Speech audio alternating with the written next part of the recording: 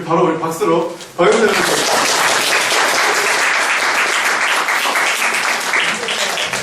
네, 안녕하세요.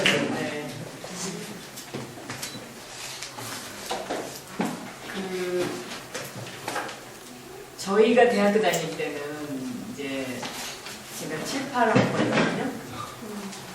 70년도 아이고 참. 가을에 11.6이 뭔지 아시죠?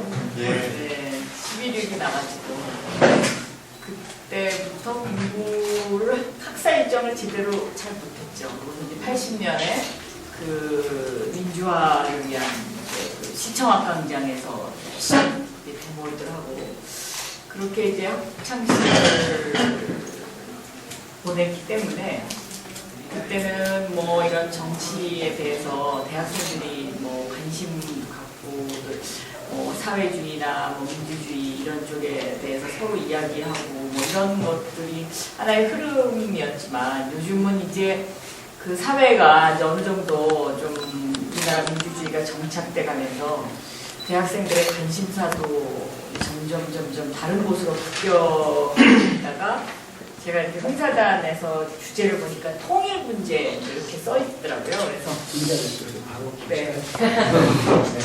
통일 문제 이렇게 써 있고 정치.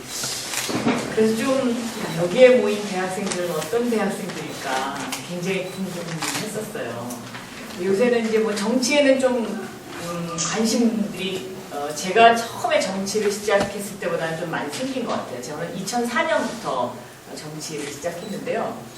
2004년 그때쯤에는 대학생들이 정치에 정말 관심이 없었어요. 그래서 제가 대학교 캠퍼스 이렇게 가면 그 당시에 대학생들의 관심은 그런 거라기보다는 오히려 좀 더 이렇게 그 뭐라 그럴까 그 대학 문화를 어떻게 더 즐겁게 바꾸느냐 뭐 이런 쪽에 더 관심이 많았는데 요즘 다시 조금씩 이렇게 변화하는 것 같아요. 그래서 이것이 좀 더 바람직한 방향으로 변화를 해서 우리가 요즘 대학생들이 갖는 이런 정치에 대한 관심 같은 것이 선진 정치를 받아들이는데 정말 하나의 밑거름이 됐으면 좋겠다는 그런 간절한 바람을 갖고 있죠.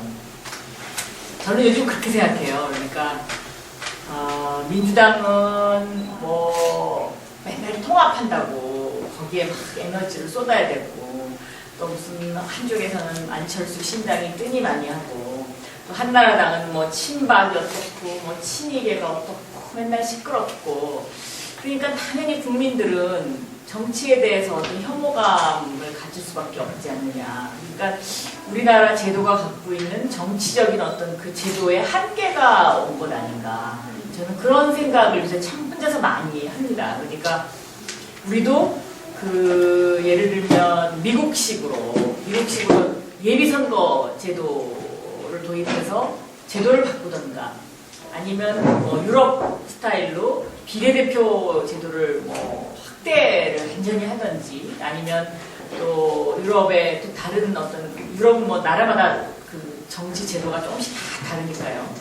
뭐 그 직능 당체 중심의 어떤 그런 그 조직을 통해서 국회에 진입해가지고 정말 봉사하는 자리를 만든다든가 뭐 어떠한 형태로도의 인간의 변화가 있어야 될 것 같아요. 근데 저는 제가 LA 특파원을 했기 때문에 미국의 정치 제도에 대해서 유럽보다 조금 많이 알아요. 근데 그 미국은 예비 선거 제도라는 게 있죠. 그러니까는 대통령을 뽑을 때도 그렇고 국회의원을 뽑을 때도 그렇고 사전에 한번 컷오프를 하는 거예요. 근데 이제 이 컷오프 제도가 주마다 다 조금씩 달라요. 다 조금씩 다르지만 어떠한 형태로든지 컷오프를 한번 해요.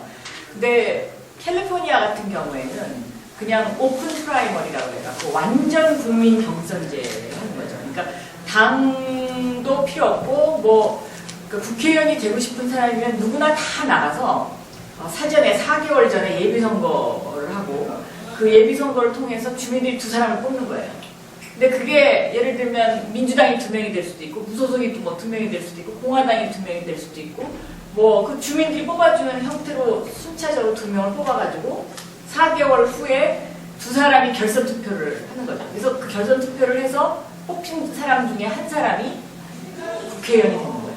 그러니까는 내년에도 이제 그 미국은 선거가 뭐 매해인데 이제 이렇게 우리처럼 한꺼번에 하는 게 아니라 3분의 1씩 뭐 이러니까 내년에 이제 지금 현재 얼바인, 캘리포니아 얼바인이라고 있어요. 그러니까 그 LA 조금 아래 동네. 얼바인의 시장이 강석희 시장이라고 한국 사람이에요. 그러니까 서울에서 대학교를 다 졸업하고 그리고 미국으로 이민 가갖고 그 얼바인에서 시장을 하는 사람이니까 대단한 사람이죠. 근데 그분이 시장을 하다가 내년에 그러니까 연방 하원의원에 도전해요. 연방 하원의원에 도전해서 2월 달에 예비선거가 있어요.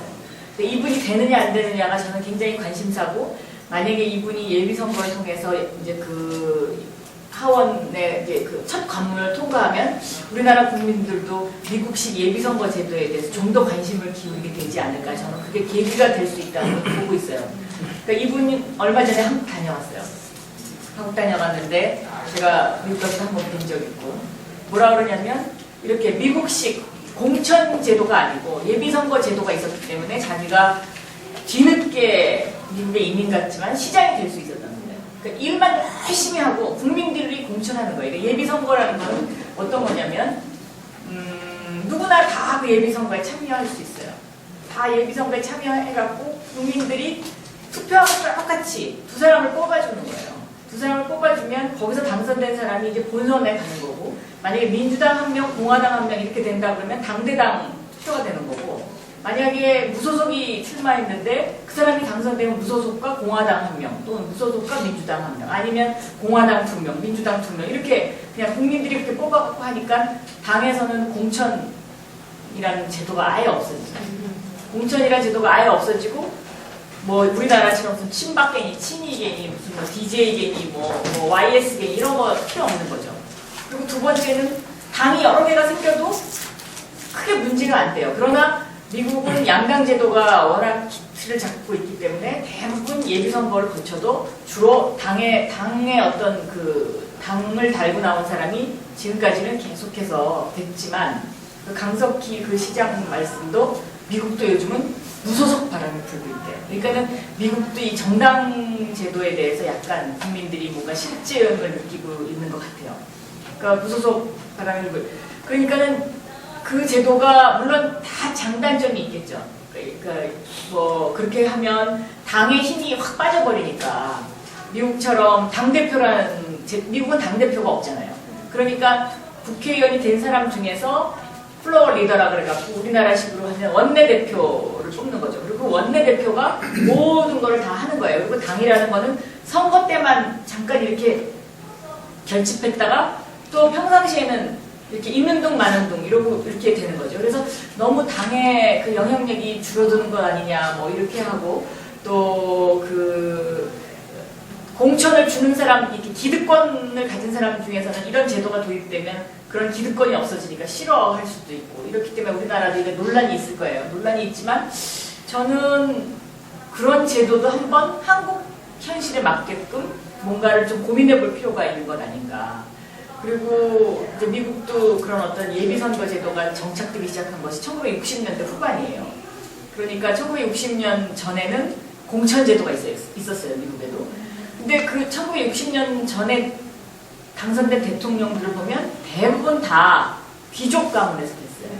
뭐 케네디가 뭐 무슨가 그래갖고 어떤 그 워싱턴에 정치 인맥이 다 있는 사람들, 그런 사람들이 대통령이 됐지, 그 전에 무슨 뭐 시골에서 갑자기 올라와고 다 대통령이 되거나 그런 일은 찾기가 힘들어요.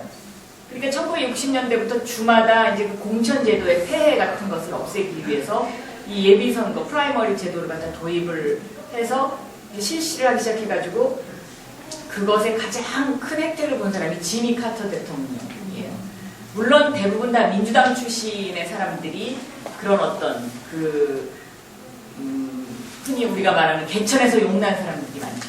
그러니까 지미 카터가 그 당시에는 워싱턴에 인맥이 없었던 사람 대통령이어갖고 워싱턴에 와서 대통령을 하면서 굉장히 많이 무시당했어요.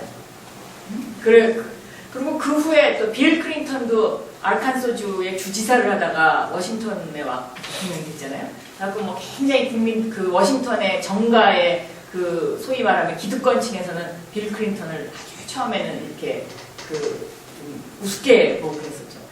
우리나라도 거슬러 보면 노무현 대통령의 탄생은 그 당시에 민주당이 국민 경선제를 도입했기 때문에 탄생할 수 있었던 거예요. 그러니까 비록 이것이 민주당끼리만 경선을 했지만 어쨌든 경선제도라는 것을 처음 도입해서 광주에서 경상도 출신의 후보가 그 민주당의 뿌리를 가진 후보를 이김으로 인해 가지고 거기서부터 국민적 관심을 모아갖고 결국은 대통령까지 됐죠. 어떻게 보면 좀 너무 일찍 노무현 대통령은 대통령이 되신 것 같아요. 지금쯤 등장하셨으면 굉장히 사람들한테 각광받지 않았을까. 그러나 어쨌든 우리나라의 정치 현대사를 보면 노무현 대통령의 등장은 우리나라 정치를 한 단계 업그레이드 시킨 아주 굉장한 공로가 있는 사람이죠. 어떤 면에서 그러냐. 돈 안 되는 정치. 그러니까 그 전에는 이 국회의원 하기가 정말 힘들었어요. 왜 힘들었냐면 무슨 출판 기념회다, 뭐 아니면 어디 결혼식이다, 뭐 아니면 누가 돌아가셨다, 전부 꼼꼼해야죠. 또 결혼식에 전부 부주금 내야죠. 또 돌아가셨다고 또 거기 또 가서 조문하면서 또 부주금 내야죠. 그러면 예를 들면 누구는 5만 원 냈는데 저 사람은 10만 원 내면 또 그게 다 소문이 나잖아요. 그리고 결과적으로 그것이 한두 명도 아니고, 네? 한두 명도 아니고 계속 올라가는 거예요. 이 꽃값만 해도 꽃이 한 번 보내면 이게 보통 한 10만 원 하거든요. 그럼 이거 10분만 보내면 100만 원이고 30분 보내면 300만 원. 그럼 이 돈들을 다 어떻게 해야 됐어요? 자기가 자기 재산 털어서 그거를 하는 사람도 있겠지만 누가 자기 재산 털어서 그렇게 하는 사람이 얼마나 많이 있었겠어요. 근데 주로 이제 기업들로부터 돈을 받아가지고 그거를 했던 거예요. 그런 일을. 그러니까 정경유착이 됐었던 거예요. 정경유착. 그러니까 이게 깨끗한 나라가 되기가 힘들었어요. 근데 노무현 대통령이 와서 그 제도를 싹 없애버렸잖아요. 지금은 제가 있는 지역구에는 꽃도 못 보내요. 제가 있는 지역구에 결혼식에 축하는 하러 갈 수 있지만 부주금을 낼 수 없어요. 또 제가 있는 지역구에 누가 돌아가셨다고 해서 조문은 갈 수 있지만 또 거기에 조화를 보낸다거나 뭐 이 위로금을 드리면 절대로 안 돼요. 이런 선거 제도를 그 다음에 또 그렇게 불법적으로 제가 누구한테 10만 원을 줬으면 50배를 물어야죠. 그 받는 사람이 만약에 걸리면 이런 제도를 도입을 해가지고 열린우리당, 그러니까 2004년도에 열린우리당의 탄생은 어떤 의미에서 보면 그런 돈 안 되는 선거를 처음 치렀던 그런 국회의원 선거였어요. 그 해가. 제가 이제 그 해에 국회에 들어갔어요. 국회에 딱 들어가서 보니까 그게 17대 국회인데요. 지금 이제 18대고 내년에 19대 국회의원 선거를 하죠. 들어가서 보니까 17대와 그 17대 이전에 국회의원을 했던 분들과 17대 이후에 국회의원을 했던 분들은 완전히 한강을 건너는 거예요. 사고방식도 다르고 그 다음에 완전히 모든 게 달라요. 그래갖고 17대 국회는 그런 어떤 그 세대 간, 국회의원 간의 세대 간의 그 갭 때문에 굉장히 힘들었어요. 엄청나게 힘들었어요. 그리고 젊은 국회의원들이 많이 대거 들어왔고 그 다음에 또 돈 없이 정말 법정 선거 한도에서만 선거운동을 해가지고 당선된 국회의원들이 17대 때 정말로 많이 들었어요. 저도 1억 5천만 원이 법정 선거 한도인데 그 돈을 다 못 썼어요. 그러니까 그 정도로 이제 선거법이 엄격해지면서 새로운 어떤 정치의 물갈이 현상이 일어난 거예요. 근데 이걸 너무 한꺼번에 확 바꾸다 보니까 이게 이제 젊은 국회의원들이 그 당시에 대부분 열린우리당에 들어온 국회의원들은 공천을 받고 들어온 사람들이 아니고 어떤 그 열린우리당만의 경선을 통해서 대부분 들어온 사람들이에요. 그러니까 뭔가 일을 추진하는 데 있어서 말들을 안 듣는 거예요. 당신이 나 공천 줬냐? 그거 아니지 않느냐? 이제 이런 또 부작용이 생기기 시작해갖고 무슨 108번뇌라는 그 별명까지 붙었어요. 그때 초선 의원이 108명이었거든요. 그래갖고 이렇게 108번뇌가 된 거예요. 108번. 각자 다 생각이 다르고 그런데 사실은 지금 생각해보면 그때 정말 그 풋풋한 이제 정치를 한 건데요. 그런 정치 스타일이 18대에도 정착이 됐으면 저는 대한민국 민주주의가 좀 더 발전할 수 있다고 생각했는데 이게 참 뭐든지 참 한술에 배부를 수는 없는 것 같아요. 그 18대 들어와서 제가 민주당에 딱 들어보니까 80대 180인 거예요. 그러니까 전체 299명 국회의원 가운데 한나라당 180, 민주당 80. 그러니까 1대3이에요. 1대3. 완전히 계란으로 바위에 돌 던지는 것 같은 그런 느낌을 받았어요. 지난 4년 동안. 꼼짝도 안 해요. 그러니까 180명이라는 이 인해 전술로 모든 거를 밀어붙이니까 이 80명이 정말 참 힘들게 4년을 보냈는데 저희 법사위만 보더라도 16명이에요.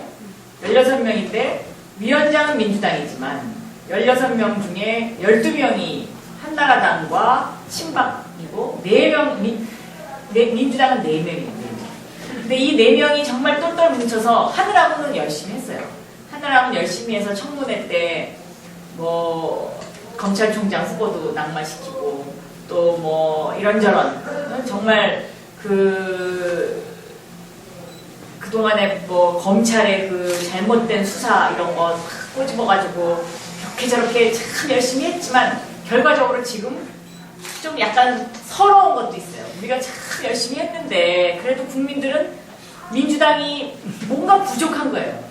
근데 부족한데 그 80명이 할 수 있는 게 정말 한계가 있더라고요. 한계가 있고 너무너무 뭐가 터지는 게 많아요. 지금도 무슨 내곡동 사건에다가 뭐 해야 될 게 너무 많은 거예요. 응? 또 무슨 옥매트 사건에다가 뭐 그러니까 이 80명이 오늘은 여기를 쫓아갔다가 내일은 저기 쫓아갔다가 그러니까 정신이 하나도 없어요. 오늘도 이제 3시에 FTA 또 집회한다 그래서 거기 갔다가 또 뭐 그러니까 국민들이 그러니까 민주당이 바라는 거는 이만큼인데 이 뽑아주신 거는 3분의 1밖에 안 되거든요. 그래서 요즘 이런 어떤 그런 어떤 그 갭에 의한 그런 게 굉장히 좀 뭐랄까 서로 그러니까 민주당 의원들의 마음적으로는 참 힘들어가지고 그렇게 4년이 지났고 이제 내년에 선거를 하는데 분명히 내년 선거는 반 MB 전선이 형성될 거라고는 저희도 생각하고 있어요. 그러나 또 이 형성되는 이 과정에서 저쪽이라고 가만히 있겠어요? 그러니까 이걸 어떻게라도 좀 깨부셔야 되니까 지금 여기저기서 뭐 난리들이고 또 우리는 민주당 내에서는 또 더 큰 민주당으로 가야 된다고 통합해야 된다고 그러고 또 한쪽에서는 뭐 제3신당을 만든다는 등 어쩐다는 등 정신이 하나도 없어. FTA는 또 FTA대로 지금 저렇게 너부러져 있고 참 정말 속상해요. 진짜 아주 속이 상하고 집에 들어갈 때 되면은 한숨밖에 안 나오고 그래도 또 격려의 문자를 보내주시거나 아니면 이렇게 이제 정치나 통일 문제에 관심을 갖고 이렇게 초롱초롱하게 이렇게 앉아서 얘기 들어주시는 대학생들 보면 또 조금 힘이 나고 그래도 열심히 해야 되겠구나 이렇게 생각하고 그래서 저는 아무튼 우리나라 정치 제도가 어떠한 형태로든 좀 바뀔 필요가 있겠다. 그러니까 요즘 학계에서는 비례대표 숫자를 오히려 늘려야 되는 거 아니냐 이제 이런 논의도 굉장히 활발하고요. 활발한데 비례대표와 관련해서는 제가 유럽에 몇 군데를 가보니까 스페인 같은 경우는 완전히 권역별 비례대표제를 도입을 해가지고 그 정당에서 순위를 쭉 발표하더라고요. 1번부터 뭐 30번까지, 1번부터 50번까지 발표를 해가지고 그 국민들이 당을 투표를 하는 거예요. 당을 투표해서 그 투표한 그 퍼센테이지만큼 뭐 15명이 당선되기도 하고 20명이 당선되기도 하고 이런 식으로. 그때 그럼 이 순위는 누가 정하느냐? 유럽은 보통 정치가 어떤 그 노동조직을 통해서 주로 이제 그런 어떤 뿌리를 갖고 있기 때문에 직능단체 중심으로 직능단체에서 추천하기도 하고 아니면 당에서 어떤 위원회를 꾸려가지고 투명하게 이제 그 순서를 정하기도 하는데 저는 그런 비례대표가 늘어나는 것도 뭐 우리나라 현실에서 그렇게 나쁘다고 생각하지는 않아요. 그러니까 어떠한 형태로든 좀 이걸 바뀔 필요가 있겠다. 그리고 젊은 사람들도 좀 정치에 많이 관여를 할 필요가 있는 것 같아요. 그래야 그 소통이 좀 가능하지 않느냐. 제가 이제 서울시장 그 선거를 통해서 가장 크게 뭐를 느꼈냐면, 지금 이 2011년 지금 이 시점에는 내가 방송국에 있었던 1900년대 그 시절은 텔레비전이 완전히 전성기를 이루던 시절이었고 신문의 기능이 약간 약화되던 시절이었는데 이제 이 텔레비전 시청 시간이 처음으로 준다고 하죠. 그러면 이 텔레비전 시청 시간이 줄면서 사람들이 뭘 하냐? SNS를 하는 거예요. 그러니까 자기와 누군가 대화를 하면 이런 SNS 시장으로 지금 이제 옮겨가는데 우리나라에 이미 두 개의 시장이 형성됐구나 하는 걸 제가 느꼈어요. 그러니까 신문에서 텔레비전으로 옮겨갔고 텔레비전에서 인터넷으로 옮겨가긴 했는데 이 인터넷 시장이 이제 양분화 되는 거죠. 지금까지 인터넷은 포털 사이트를 중심으로 한 어떤 뭐 이메일이라든지 뭐 아니면 뭐 다음 아고라라든가 뭐 이런 거 위주였는데 여기서 더 진화한 트위터나 페이스북이나 이런 것이 완전히 하나의 시장을 형성하고 있다고 제가 느꼈어요. 그래서 내년도 대선은 이런 SNS 시장을 주로 들여다보는 이 2040 세대와 기존의 미디어를 들여다보는 50대 이상의 이 세대 간의 충돌인 것 같아요. 누가 더 투표 나와서 많이 하느냐, 이 싸움에서 이기는 사람이 대통령이 되겠구나 라고 생각했어요. 왜냐하면 FTA 문제만 해도 이 SNS 미디어, 그러니까 2030 세대로 들어가면 거기서 FTA를 찬성하면 정말 이상한 사람인 거예요. 근데 이 기존의 미디어에만 들여다보는 쪽 시장을 가면 거기서 FTA를 반대하면 이 사람도 정말 이상한 사람이에요. 우리나라가 이렇게 가고 있더라고요. 그리고 서울시장 선거 때도 보면 민주당이 다음 아고라까지는 잘 발전했어요. 인터넷을 잘 따라간 것 같아요. 그래서 다음 아고라에 들어가면 저가 8대2로 우세야 돼요. 그러니까 민주당에서는 야, 이게 어떻게 잘하면 될 수도 있겠다 막 이런 생각을 했던 것 같아요. 그런데 SNS로 가면 박원순 후보가 8대2로 우세한 거예요. 근데 결국 민주당과 그 시민단체와의 그 경선에서는 SNS와 그 인터넷 중에 다음 아고라 세대의 인터넷과 싸웠는데 SNS가 이긴 거죠. 그러나 이제 대선이나 총선은 그런 어떤 그 인터넷 공간에서의 양분된 싸움이 아니고 기존 미디어, 그러니까 보수 언론을 포함한 기존 미디어와 SNS와의 싸움이니까 아직은 누가 더 강하고 누가 이긴다라고는 확신할 수는 없지 않나 이렇게 보고 저는 이렇게 세상의 흐름이 바뀌는 이 시점에 젊은 사람들이 정치에도 좀 더 관심 갖고 의견을 개진하고 이런 어떤 그 제도가 좀 정착될 필요가 있겠다. 왜냐면 이렇게 제너레이션 세대 간의 갈등이 있는데 그리고 갭이 있는데 정치라는 거는 그런 거를 한 그릇에 담아서 용해시켜가지고 하나의 그 아주 생산적인 에너지를 만들어내는 게 정치인데 한쪽만 생각하는 사람이 자꾸 국회에 들어가고 그쪽 비중이 높아지기 시작하면 이건 나라가 발전하기 힘들죠. 이 벽을 넘기가 굉장히 힘들잖아요. 그러니까 이 SNS라는 미디어 시장에서 활발하게 움직이는 사람들도 정치에 들어와가지고 그쪽의 이야기를 계속 전달해 줄 필요가 있지 않겠느냐. 그리고 이 시장의 가장 큰 특징은 서로 소통하는 거예요. 내가 내 생각을 던지고 그 생각에 대해서 서로 얘기해주고. 근데 이쪽은 그게 아니거든요. 이쪽은 그냥 일방적으로 끌고 가는 거죠. 그러니까 예를 들면 뭐 FTA는 좋은 거다. 이쪽은 언론이 주로 이제 국민을 교육시키는 그런 스타일이고 여기는 그게 아니고 치열한 논쟁을 하는 이런 상황이잖아요. 그래서 저는 정치도 이제는 조금 바뀔 것 같아요. 예를 들면 과거에 대중정치인 그러면 뭔가 국민한테 새로운 비전을 제시하면서 국민을 가르치려 하고 선동하는 정치인이 그동안은 이제 국민을 끌고 갔었는데 이제는 그게 아니고 나를 내려놓고 서로 소통하면서 무엇이 좋은 것인지를 통합하고 조정할 수 있는 능력이 있는 사람. 그런 사람이 앞으로의 정치의 리더, 새로운 리더가 되지 않을까. 그러니까 형태가 좀 앞으로는 변하지 않을까 하는 것이 저의 예측이에요. 제가 여기까지 얘기하고 또 궁금한 거를 서로 얘기하고. 네.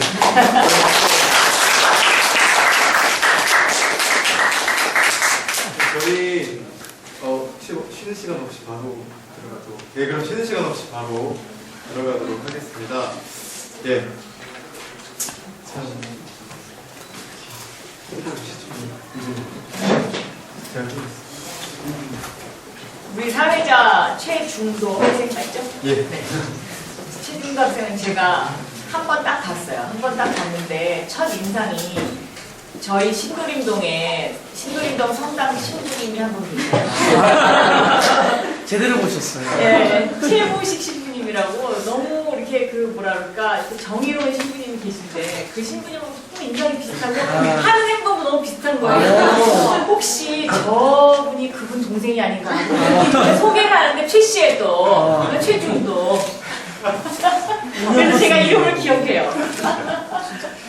아버님이 목사님이십니다. 신앙을 공부했다고. 예. 부끄러워도요. 좀 자제해 주시고. 네. 네. 저를 포용하는 남자. 이름 써야 되는데. 네. 자, 이제부터 시간은 제가 사회를 보고요. 이렇게 편안하게 저도 좀 앉아서 하도록 하겠습니다. 괜찮겠죠, 여러분? 네. 안 괜찮다고 하셔도 앉으라고. 저녁 식사 다 하셨어요? 네. 못하셨죠? 네. 저도 못했어요. 차를 잠깐 마실게요. 귤도 좀 주세요. 네? 오늘 제주도에서 올라온 감귤하고 근데 저 혼자 초콜릿입니다. 먹긴 좀 미안해요. 드세요. 다 먹었어요. 아, 네. 그러셨어요? 네. 아, 네. 그럼 제가 하나 먹겠습니다. 그래도 하나 더 드세요. 네. 참 아마 최근에 의원님 너무 바쁘실 것 같습니다. 특별히 22일에 일도 있었고요. 근데 이렇게 와주셔서 너무 다시 한번 감사드리고, 오늘은 정말 이런 모임이 있을 때는 사회자가 뭔지 아십니까? 사회자가 왕입니다. 여러분은 저의 영역에 들어오셨어요. 자, 그래서 사회자가 룰을 정하도록 하겠습니다. 제가 정해드리는 룰은요, 여러분 이 자리에서는 예의는 차리되 가감 없이 있는 그대로 말씀을 해주시면 좋을 것 같아요. 우리 특별히 정말 정치적인 문제가 통일뿐만 아니라, 저 사실 통일이라고 하면 한반도의 통일을 많이 생각하시지 않습니까? 근데 진정한 의미의 통일은 서로 화해하는 거죠. 남남 갈등이라는 게 있기 때문에 한반도의 통일을 생각할 때는 반드시 정치적인 화해, 사회적인 화해, 문화적인 화해를 짚고 넘어가지 않을 수 없을 것 같습니다. 그 한가운데 계신 박영선 의원님께서 여기 계시니까 특별히 참 MB 정권 들어서실 때 마음이 많이 아프셨을 것 같습니다. 저도 처음 접하게 된 게 그 여러 동영상들 있지 않습니까? 부끄러우시죠? 그런 동영상들 있는데 그런 것에 대해서도 좀 여쭤보시면 좋을 것 같고요. 특별히 이런 것도 괜찮을 것 같습니다. 아까 정치에 대해서 이야기를 많이 해주셨는데 내가 꿈꾸는 정치는 이런 건데요. 어떠세요? 라는 질문도 좋을 것 같아요. 그리고 우리 또 평화 통일에 대해서 관심이 있으신 우리 학생분들도 계시고 하니까 그런 것도 여쭤보면 좋을 것 같습니다. 그러면 제가 먼저 질문을 하나 간단하게 던지고 이야기를 풀어가보도록 하겠습니다. 미국에는 퀘이커 교도가 있습니다. 퀘이커 교도들이 묻는 질문이 있는데요. 그 중에 한 가지를 의원님께 두 가지를 여쭙고 싶은데요. 이제 정치인은 공인이지 않습니까? 공인으로서 이제 활동하시고 생활하시다가 살아오시다가 그 삶 중에서 가장 따뜻했던 순간은 언제인지, 그리고 가장 느끼기에 차가웠던 순간은 언제인지, 네, 두 가지 질문 정도 여쭈고 시작하면 좋을 것 같습니다. 그 정치부 이제 기자들이 있잖아요. 여의도에 이제 그 국회를 출입하는 기자들이 숫자가 굉장히 많아요. 근데 이 기자 중에 어떤 분이 미국으로 연수를 했어요. 미국으로 연수를 가게 됐는데 미국으로 연수를 가가지고 저한테 어느 날 하얀 박스에 초콜릿을 잔뜩 집어넣어가지고 저한테 보내줬어요. 보내주면서 본인이 정치부 기자로서 활동을 하면서 참 그 사회의 정의를 위해서 너무 애쓰시고 그래서 이렇게 생각이 나가지고 초콜릿을 보낸다고. 그때 굉장히 좀 뭐라 그러지 정말 보람을 느꼈어요. 그 참 따뜻하다. 이렇게 뭐 이런 선물도 받아보셨나 생각하고 있고요. 그다음에 이제 두 번째 질문은 제일 추웠을 때. 추웠을 때. 예. 추웠을 때. 추웠을 때가 너무 많은 것 같아요. 제가 근데 어떤 건지 너무 마음에 와닿아서요. 여러분, 참 현재 한국의 기온이 아열대로 바뀌고 있다고 하죠. 하지만 정치 지형은 비하기로 가고 있지 않았나 하는 생각이 들어서 아마 박영선 의원님께서 말씀 안 해주셔도 그런 부분에 대해서는 좀 많이 다 알고 계실 것 같아요. 그래서 과감하게 스킵하고 더 깊은 이야기는 다음번에 또 하도록 하겠습니다. 혹시 여기서 궁금한 질문이나 가지고 있으시면 해주시기 바랍니다. 없으면 바로 제가 또 질문 들어가야 되는데 제가 적어왔습니다. 네. 아마 가장 따뜻했던 순간을 통해서 아마 박영선 의원님께서 어떻게 의정활동을 하셨는지는 알 수 있을 것 같아요. 근데 이 문제를 짚고 넘어가지 않을 수가 없습니다. FTA에 관련해서 좀 여쭤보고 싶은데요. 사실 저는 FTA라는 게 만약에 피할 수 없다면 합리적으로 합리적인 선에서 해결해야 되는 문제 아닌가라는 입장에 서 있습니다. 물론 제가 공부하는 많은 분들은 원천적으로, 저도 사실 제 사상은 원천적인 문제지만, 근데 아직도 FTA에 대해서 이게 지금 통과된 게 어떠한 영향을 미치는지 구체적으로 모르는 분들이 많은 것 같아요. 특별히 여기는 청년들이 있으니까 청년들에게 어떠한 영향을 미칠지 거기에 대해서 간단하게 좀 설명해 주시면 좋지 않을까 싶습니다. 정부는 이제 이렇게 얘기하죠. 실제 수출이 늘어나도 이 수출이 늘어나면 일자리가 늘어날 것이다. 네, 이게 이제 정부가 하는 주장이에요. 그러면 민주당은 왜 반대하느냐? 또 더군다나 노무현 대통령 시절에 시작한 일인데 이걸 왜 반대하느냐? 저는 뭐 노무현 대통령이 FTA를 시작한 것 자체가 나쁘다고 생각하지 않는데 그 당시에도 저희 당에 찬반이 팽팽했어요. 해야 된다는 사람과 해서는 안 된다는 사람. 근데 이제 그 당시에는 노무현 대통령 입장에서는 FTA라는 게 우리나라가 무역을 위주로 먹고 사는 나라고, 그 다음에 또 이런 어떤 일본과의 FTA, 중국과의 FTA, 또 유럽과의 FTA, 앞으로 체결해야 될 그 어떤 FTA의 방향들이 쭉 있었는데, 그런 유럽과의 FTA나 뭐 아니면 중국 쪽에 자꾸 우리한테 FTA를 하자고 그러죠. 한중 FTA나 이런 것들을 체결하기 전에 한미 FTA를 먼저 제안하는 것이 이런 나라들하고 FTA를 체결하는 것보다 유리할 거라고 판단했던 거라고 저는 이해하고 있어요. 제가 이제 대통령한테 직접 들은 얘기는 아니기 때문에 제가 그렇게 이해한다고 말씀드리는 게 맞을 것 같아요. 근데 이제 문제는 뭐였냐면 지금 이제 그 민주당에서 이야기하는 ISD 조항이라는 거죠. 그러니까는 인터스테이트 디스퓨트, 그러니까 투자자 국가소송제도 이건데 이거가 이제 어떤 형태의 것이냐면 우리나라도 후진국하고 투자협정을 맺을 때는 이 ISD 조항을 강요해요. 왜 강요하느냐? 그 나라의 재판과 그 나라의 법정을 신뢰하지 못할 때 주로. 그러니까 사실 ISD를 강요한다는 것 자체는 기분 좋은 건 아니죠. 근데 그 당시에 노무현 대통령 시절에 미국이 우리한테 강요했던 거 맞아요. 근데 왜냐? 그 당시에 우리는 비자 면제 국가가 아니었어요. 그러니까 미국 들어갈 때 반드시 비자를 받았어야 되거든요. 근데 미국이 비자를 받는다는 거는 다시 말하면 그 나라 국민들을 그렇게 신뢰하지 못한다는 거였죠. 그러니까 그 정도로 미국이 우리나라를 보는 시각이 지금하고는 달랐어요.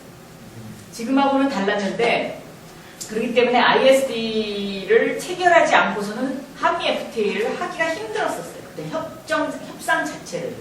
그러나 그런 어려운 조건 속에서도 협상을 굉장히 잘했어요. 그 당시에. 그래서 자동차 부분 같은 경우에는 엄청나게 우리한테 유리하게 돼 있었어요. 그래서 미국 국회의원들이 그 협정, 한미 FTA 협정이 끝나고 난 다음에 굉장히 반발했어요. 특히 민주당 쪽에서. 그 디트로이트를 중심으로 한 그 지역구를 가진 그 의원들은 엄청나게 반발했어요. 그래서 미국 의회에 이 FTA를 상정한다는 건 상상도 못하던 일이었던 거예요. 그래서 4년이란 기간이 걸린 거죠. 그래갖고 이제 그 미국에서는 그 국회의원들이 워낙 반발하는 데다가 또 정권이 오바마 정권으로 바뀌었기 때문에 의회 상정을 안 하고 계속 우리나라한테 재협상을 요구했던 거예요. 그래서 MB 정부가 이 재협상을 받아들였는데 문제는 여기서부터예요. 그러니까 저쪽에서 재협상을 요구하면 우리도 거기에 준하는 우리가 억울하다고 생각하는 거를 딱 내놓고 재협상을 했었어야 돼요. 근데 이 재협상이 저는 잘못됐다고 보여져요. 그러니까는 줄 거 다 주고 우리는 챙긴 게 별로 없는 거예요.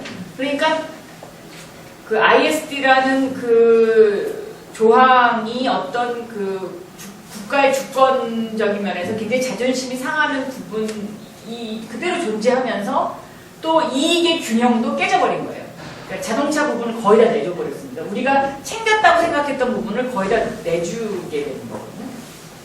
그러니까는 민주당 입장에서는 그 당시에 노무현 대통령 시절에 ISD도 문제가 있었던 데다가 또 이 자동차 부분 잘했다고 자랑했던 협상도 다 내줬으니까 이건 안 된다. 우리도 제재 협상을 요구해야 되는 것 아니냐라는 게 민주당의 공식적인 지금까지 입장이었고, 그리고 우리가 왜 ISD를 다시 재협상해야 된다고 생각했냐면 지금 우리가 비자 면제 국가예요. 비자 면제 국가인데 이 비자 면제 이 부분도 노무현 대통령 당시에 그 참여정부 시절에 미국이 물론 그 비자 면제를 하는데 자기네 나름대로의 기준이 있어요. 그러니까 미국에 들어온 사람들이 불법으로 체류하는 무슨 퍼센테이지가 몇 퍼센트 밑으로 떨어졌을 경우에만 이걸 해주긴 하는 어떤 기준이 있긴 한데 그 당시에 참여정부에서 그걸 강요했어요. 비자 면제 협정을 맺지 않으면 우리도 FTA를 더 이상 못하겠다. 세게 나왔어요. 그래갖고 미국이 그걸 좀 시기를 앞당겨서 이제 비자 면제 그 협정을 맺었거든요. 그러면 우리도 예를 들면 이번에 이 MB 정부도 ISD 이거 빼달라. 자동차 그거 너희가 원하는 대로 우리가 해줄 테니까 이랬으면 미국이 아마 그거 저는 들어줬을 거라고 생각해요. 왜냐면 USTR 보고서에 보면 굳이 한국에 ISD를 강요할 필요는 없다라는 자기네 자체 보고서, 분석 보고서가 있어요. 왜냐면 우리나라 재판이 이렇게 엉터리 아니잖아요. 네? 그러니까는 굳이 그렇게 ISD 조항까지 집어넣어가면서 할 필요는 없다. 네?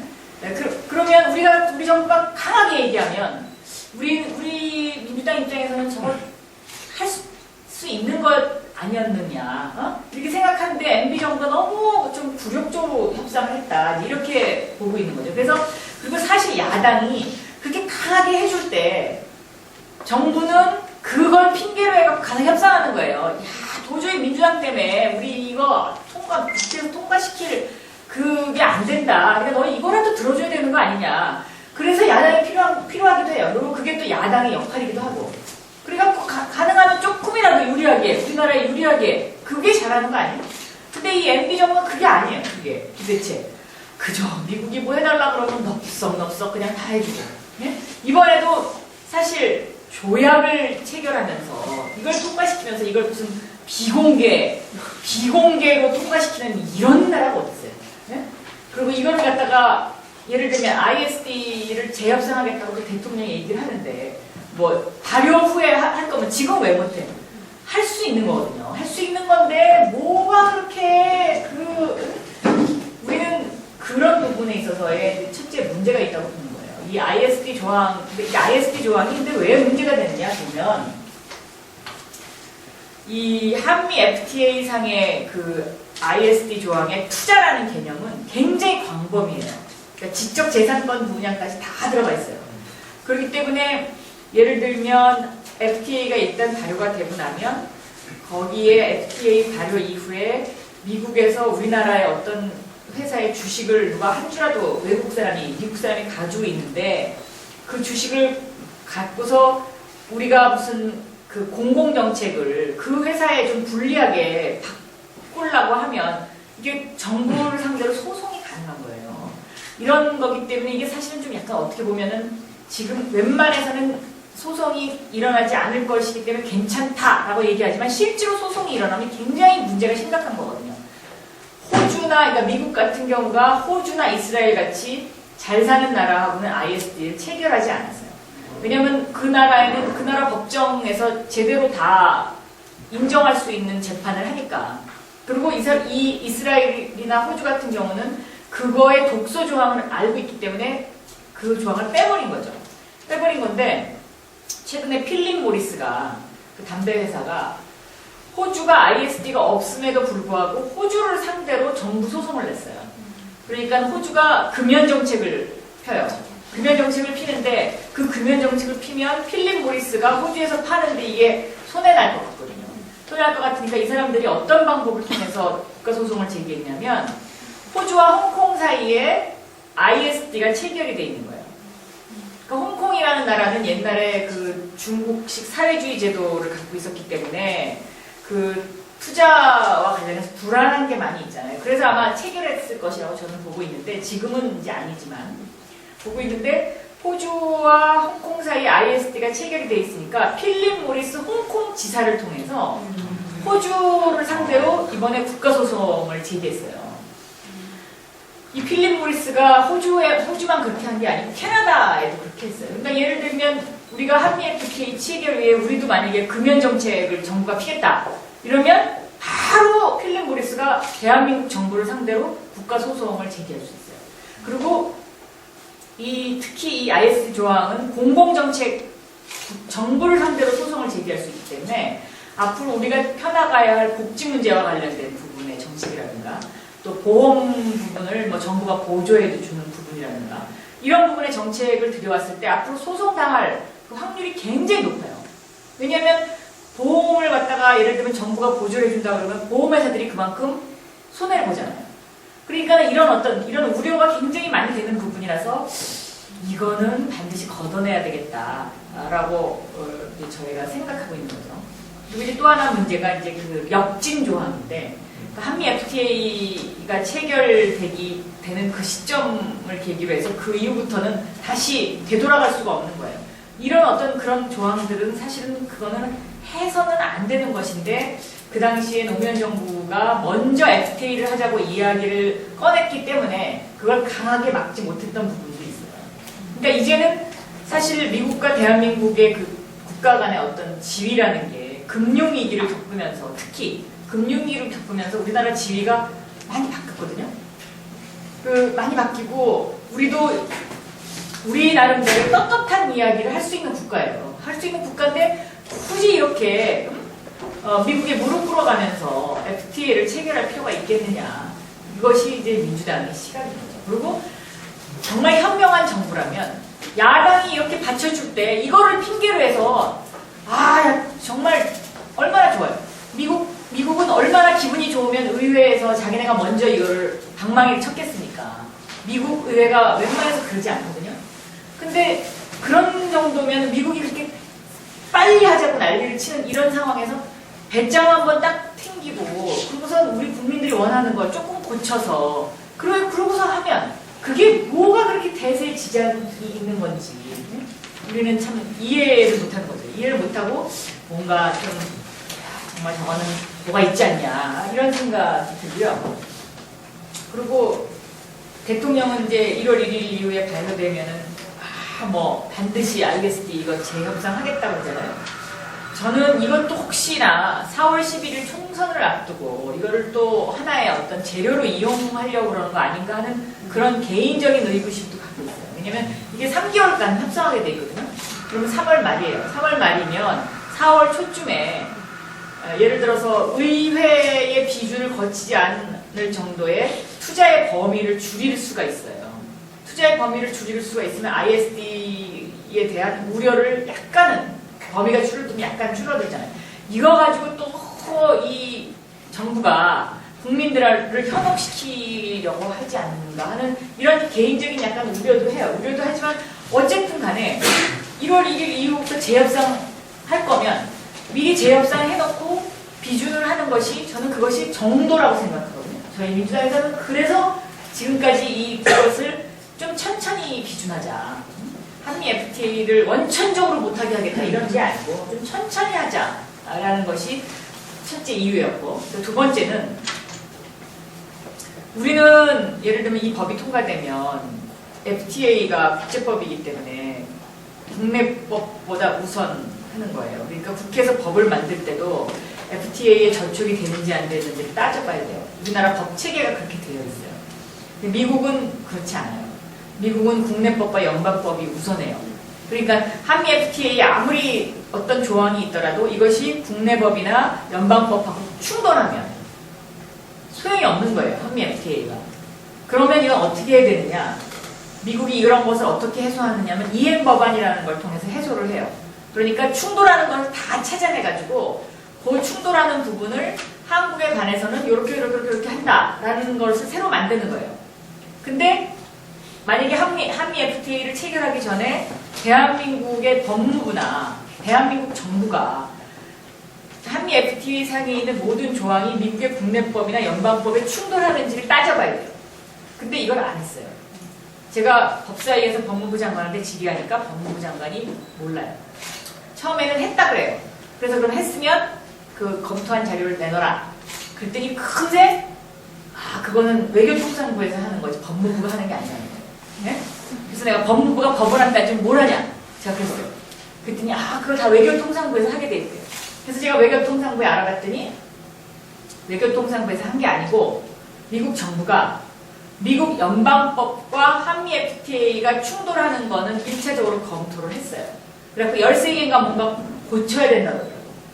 그리고 나머지 국내법, 미국의 주가 51개 주가 있잖아요. 근데 그 주법이 다 다르거든요. 그건 검토를 못한 거예요. 검토를 못하고 우리 정부는 그저 미국 행정부의 선의를 바라고 있는 거예요. 알아서 해주기로. 이건 아니거든요. 이거는 대한민국 정부로서는 절대로 해서는 안 되는 일이에요. 자기네가 자기 거 챙겨야지 어떻게 다른 남의 나라가 그거가 충돌되는지 안 되는지를 봐주기를 바라고 앉아있어요. 그러니까 물리적으로 불가능하다는 거예요. 미국의 주법을 어떻게 다 들여다보는 거예요. 보냐는 거예요. 시간 없는데. 그럼 그거 다 들여다보고 체결해야죠. 그리고 지난 4년 동안 뭐 했어요? 그거 해야지. 그걸 꼼꼼히 다 따져봐야지. 이게 주법하고 왜냐면 예를 들면 제 기억에 예를 들면 미국 어느 주에서만은 이런 게 있어요. 그러니까는 선박회사를 차리려면 반드시 미국 국적이어야 돼요. 그러니까 우리나라 사람이 미국 국적을 갖지 않은 사람이 선박회사를 차리겠다고 이제 FTA 됐으니까 뭐 세금도 없고 좋구나 그래갖고 선박회사를 차리겠다고 미국에 투자해요. 덜렁 투자한다고. 근데 보니까 국적이 미국 국적이 아니라서 안 되는 거예요. 이런 경우에 완전 날벼락 맞는 거예요. 그리고 실제로 그런 사례가 있었어요. 우리나라 오양수산하고 어디하고 무슨 합작 M&A를 했는데 그 M&A에 관한 법이 그 미국의 국내법이 아주 독특해가지고 그게 아주 막 복잡하게 얽힌 사건이 하나 있었어요. 실제로 그런 사건이 하나 있었어요. 그런 것처럼 다 따져봐야 되는 거예요. 따져보고서는 국민들한테 친절하게 책자를 하나 만들어서 미국에 투자할 때는 이런 거를 주의해야 되고 주마다 이렇게 법이 다르다. 그리고 한미 FTA 상에 나타나 있는 이런 거와 이거는 이런 차이가 있다라고 해서 이런 걸 소상히 알려주는 게 정부가 하는 일이거든요. 지금 그거 준비가 하나도 안 됐어요. 그리고 그냥 덜렁 이것부터 먼저 하는 거예요. 그러니까 완전히 무슨 이 밀어붙이기식 불도저형 그 대통령의 스타일대로 그냥 가는 거예요. 뭐 때문에 저렇게 가야 되는지도 모르면서 그래서 민주당이 지금까지 그렇게 반대했던 거예요. 쉽게 설명됐어요. 이렇게 듣다 보니까 많이 잘 이해가 되고요. 많이 잘 이해가 되고요. 저만 이해했나요? 많이 잘. 네, 저도 사실 학교에서 공부하다가 IST에 대해서 이제 한번 충돌한 적이 있었습니다. 지구민주주의라는 과목이 있었는데 이제 투자자 유치 소송 제도라는 게 한 나라의 주권 자체를 침해하는 행위잖아요. 영토를 기반으로 한 국가가 아니 그 국가 내에서 이루어지는 일을 그 국가에 있는 사법재판소가 판단을 하는 게 아니라 국제기관에 갖고 가서 한다니까 말이 안 되는 거지 않습니까? 근데 의원님 이야기하시는 걸 들으니까 단순히 그런 관념적인 문제뿐만이 아니네요 라는 생각이 들어서 좀 많이 마음이 좀 안타까운 부분들이 있고요. 만약에 이제 정부가 말하는 것 그리고 미국의 기업이 진출을 한다면 일자리가 창출되는 효과도 있긴 있을 것 같다라는 생각은 들어요. 그러면 청년들 일자리에는 좀 어떻게 도움이 될까요? 어떤가요? 그거라도 돼야죠. 그러니까 일자리라는 거는 사실 참 다양하죠. 꼭 뭐 FTA를 통해서만 일자리가 만들어진다고 생각하진 않아요. 그러나 FTA를 통해서 일자리라도 저는 좀 많이 만들었으면 하는 간절한 바람을 가지고 있어요. 정말 이렇게 뭐 밀어붙이고 있는데, 그러나 어쨌든 외국의 회사가 우리나라에 투자를 많이 해서 그 투자로 일자리가 생긴다면 저는 그거는 뭐 나쁘진 않다고 생각해요. 나쁘진 않다고 생각하지만 결과적으로 또 론스타와 같은 뭐 예를 들어 와서 한 판 챙기고 가는 이런 형태의 일자리라면 과연 이것이 장기적으로는 과연 좋을 것이냐, 네? 이런 또 고민에 빠지겠죠. 네, 이쯤에서 혹시 질문 있으신 분 있으신가요? 예. 말씀 잘 들었습니다. 저도 부끄럽고요. 참 저는 일자리가 참 생길 것 같은 분위기로 가면서 결과적으로 덜 생길 것 같아요. 그리고 생기다 하면 또 뭐 이렇게 정규직이 아니라 이렇게 뭐 용역이나 계약직, 파견직, 그러다 결국에는 또 그 지역사회나 그 테두리, 사회 구성체 안에서 그걸 소비와 생산을 이뤄내지 못하고 결국 그 사회 구성체에서 소비만 일어나는, 결국 그 돈은 다른 곳으로 가게 되는, 한 곳으로 쏠리게 되는, 저는 그런 게 좀 불보듯이 뻔할 것 같아서 이번 한미 FTA는 참 문제가 많다, 이렇게 생각하고 있습니다. 그거와 달라서 저는 이제 통일과 관련돼서요, 이제 작년에 연평도 사건이 있었잖아요. 저는 외국에 있으면서 연평도 사건 얘기 듣고 깜짝 놀랐어요. 특히 그 외국에 있을 때 현지 사람들 잠깐 있었는데 그 현지 사람들 전쟁 난 거 아니냐 그렇게 봤는데 저도 놀랐는데 오히려 담담하더라고요. 연락했더니 가족들한테 별일 아니다라고 그렇게 했는데 이제 1년이 됐는데 참 돌아가신 우리 장병분들 또 그 당시 그 군대 막사 공사하셨던 인부분들 참 안타깝고요. 그런데 이제 이명박 정권이 남북관계를 지금 최악으로 몰았잖아요. 그래서 결국엔 여러 가지 4년 동안 정말 최악의 상태가 됐고 그동안 우리가 북한과의 관계에서 많은 것들을 하고자 했던 시도를 했고 이제는 조금씩 그런 것들을 서로 선순환적으로 만들려고 하는데 그게 더 단절되었고 오히려 단절을 뛰어넘어 완전히 붙게 되어버리고 더 이제 부정적으로 갔는데요.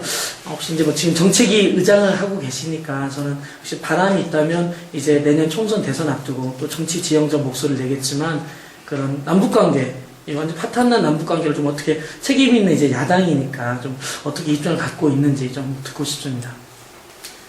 저는 MB 정권에서 잘한 게 거의 없지만 정말 이 남북관계가 못한 것 중에 아마 우선순위에 꼽힐 거예요.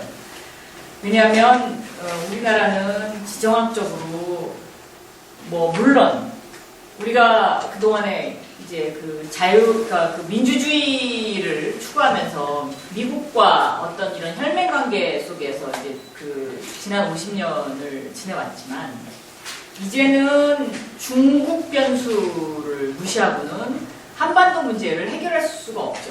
왜냐하면 미국도 중국 눈치를 보잖아요. 전 세계의 어떤 그 파워가 그 권력의 이동 현상이 있는 건 분명하거든요. 그러면 이 중국을 저런 식으로 무시하고서 과연 우리가 남북관계를 개선할 수 있느냐? 이제 그거는 분명히 아니에요. 그러면 노무현 대통령 시절에는 노무현 대통령이 이 일종의 균형적인, 좀 균형 잡힌 외교를 피려고 굉장히 노력을 했었어요. 그러니까 가능하면 남북이 직접 대화하고, 김대중 대통령 시절부터 남북이 직접 대화하니까 미국과 중국의 영향력이 아무래도 약화될 수밖에 없죠. 근데 남북이 직접 대화하지 않고 자꾸 어느 한쪽을 기대면 그 한쪽 나라의 영향력은 자동적으로 강해질 수밖에 없고, 그게 영향력이 강해지면, 그러니까 이 대한민국이 미국하고 자꾸 가까워지면 중국인들 가만히 있겠어요? 그러니까 중국이 북한을 무시하고 있다가 MB 정권 들어갔고 북한한테 엄청나게 친절하게 하잖아요. 그럼 이제 거기도 가까워지는 거죠. 그럼 점점 이 두 나라는 남북은 멀어질 수밖에 없는 이런 구조적인 그런 현상을 만들어 놓은 게 MB 정부예요. 제가 얼마 전에 그 중국을 갔었는데 시진핑 지금 이제 2인자죠. 이제 다음번 뭐 1인자가 될 사람이라는 시진핑이 뭐라 그러냐면 너무 답답하다는 거예요. 너무 답답하다.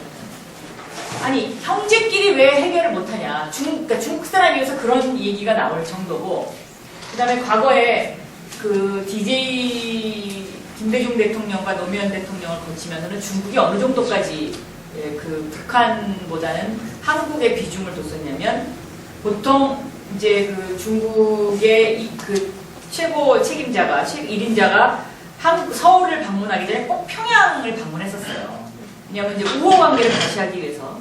그런데 한때는 이 평양 방문을 안 하고 서울부터 올 생각을 했던 때가 있었어요. 그랬다가 북한에서 하도 불평을 하니까 그냥 형식적으로 평양 잠깐 며칠 전에 들렸다가 서울 방문을 할 정도로 이 한중 관계가 변화를 하고 있었거든요. 근데 지금은 그래서 북한이 오히려 더 힘들어서 남북 관계를 유연하게 가져가려고 굉장히 애를 썼었죠. 근데 지금은 중국이 우리가 계속 미국한테만 이제 이런저런 의지를 하니까 중국이 의도적으로 북한한테 잘해주는 거예요. 잘해주면서 야금야금 뺏어가죠. 그러니까 지금 이 중국과 북한의 관계에 있어서 그 예를 들면 그 압록강이나 두만강 경계 지역이 어떤 식으로 어떤 계약이 돼가지고 거기서 북한의 자원을 갖다 쓰고 뭐 이렇게 하는지 지금 아무도 몰라요. 그러니까는 그 정도로 지금 북한과 중국의 관계가 가까워졌고, 그리고 러시아도 북한을 무시하고 있다가 요새 갑자기 러시아가 또 북한한테 친절한 것처럼 자꾸 그런 액션을 보이잖아요. 그만큼 이제 다시 한반도 정세가 옛날로 회귀하고 있는, 과거로 회귀하고 있는 거죠. 그러니까 법륜 스님이 요새 법륜 스님 강의 많이 다니시는데 이분도 강의에서 꼭 그 얘기를 하더라고요. 이명박 정권처럼 꼴통 정권이 없다. 응? 어쩜 이렇게 바보같이 하냐, 남북관계를. 이건 아니지 않느냐. 그렇기 때문에 정권 바꿔야 된다. 뭐 이제 법륜 스님은 막 그렇게 강의하시던데 저는 그 굉장히 일리 있는 강연이라고 생각해요. 그런 그 남북 문제에 있어서는. 그리고 MB 정권이 이 남북 문제를 이렇게 경직화 시켜가지고 결과적으로는 이게 대한민국 미래에 결코 도움되는 게 없죠. 그래서 앞으로 다음 정권이 해결해야 될 문제이기도 한데 이제 아는 것 같아요. 이제 이거 너무 잘못됐구나. 그래서 뭐 좀 해보려고 지금 북한하고 계속 그러는데 그게 잘 안 되고 있죠. 그게 잘 안 되고 있고 오히려 이렇게 그 우리나라 이제 그 연평도 사태라든지 이런 어떤 그 계속 그런 식의 어떤 그 남북 관계가 경직되면서 국민들이 옛날에는 이제 이 남북 관계가 경직이 되면 오히려 이 마음들이 이렇게 좀 이거 큰일 났나 보다 막 이렇게 해갖고 보수 쪽으로 이렇게 더 많이 기울었었어요. 근데 요즘은 국민들의 생각도 바뀌었어요. 국민들의 생각도 바뀌어가지고 강원도 접경 지역에 있는 특히 국민들은 이게 남북관계가 경색되니까 거기에 관광객도 안 오고 아무것도 안 오고 더 살기가 힘들어진 거예요. 그래갖고 그분들이 오히려 민주당을 뽑아줘요, 요즘은. 이런 정도로 국민들도 의식이 바뀐 거예요. 국민들도 의식이 바뀌었기 때문에 저는 한반도에 있어서의 평화는 이게 거의 미래이고 그리고 이게 또 경제예요. 그러니까 평화가 무너지면 우리는 경제도 같이 흔들리는 이런 체제이기 때문에 정말 앞으로는 이 남북관계를 유연하게 끌고 갈 그런 차세대 지도자를 뽑아야 된다고 생각해요. 그리고 여기에 하나 더 붙이면 시대의 아이콘은 어느 나라나 마찬가지라고 생각해요. 그러니까 예를 들면 그 미국의 요즘 시대의 아이콘은 스티브 잡스, 빌 게이츠, 주커버크 이런 IT 업계의 선두주자들이에요. 근데 단지 차이점이 있다면 이 사람들이 정치를 안 한다는 거죠. 그러니까 미국은 저처럼 예를 들면 방송을 하던 바바라 월터즈한테 정치하라고 하면 미쳤냐고 그래요. 왜냐면 그만큼 그 자기 직업에 대한 자부심이 있고 자기가 앵커로서 그만큼 영향력이 정치인보다 훨씬 있다고 생각하고 또 앵커로서 그만큼 대우를 받는다고 생각하는 거예요. 그러니까 IT 업계도 마찬가지예요. 그리고 이런 어떤 미국의 아이콘의 어떤 그 특징은 자수성가를 했다는 거예요. 자기가 일군 거예요. 그 다음에 자기가 벌은 돈을 사회에 환원했다는 거예요. 그래서 저희들이 자랄 시절에는 이병철이나 정주영 회장이나 이런 사람들이 내가 닮고 싶은 사람이었어요. 근데 요즘은 다 재벌 2세들이 해요. 그러니까 젊은 사람들이 닮고 싶은 사람이 없어진 거예요. 왜냐면 아버지를 좋은 사람 갖기 전에는 불가능한 일이니까. 그래갖고 자수성가한 사람을 찾고 있는 거예요. 야 정말 자기 혼자서 힘으로 읽은 사람, 그리고 혼자 잘났다고 그러지 않고 같이 더불어 잘 살 수 있도록 사회에 공헌한 사람, 이런 사람을 찾고 있는데 거기에 안철수라는 사람이 등장합니다. 저는 그렇게 봐요. 이 사회 현상을. 그런 것처럼 저는 다음번 리더는 이런 어떤 남북 문제에 있어서 자기 나름대로의 해결책을 갖고 있는 새로운 비전을 제시할 수 있는, 그러니까 정치인으로서의 플러스 알파가 있다면 저는 그러한 요소도 또 하나 필요한 것이 아닌가 이렇게 보고 있습니다. 박영선 의장님께서 한번 해보시죠, 비전을. 네,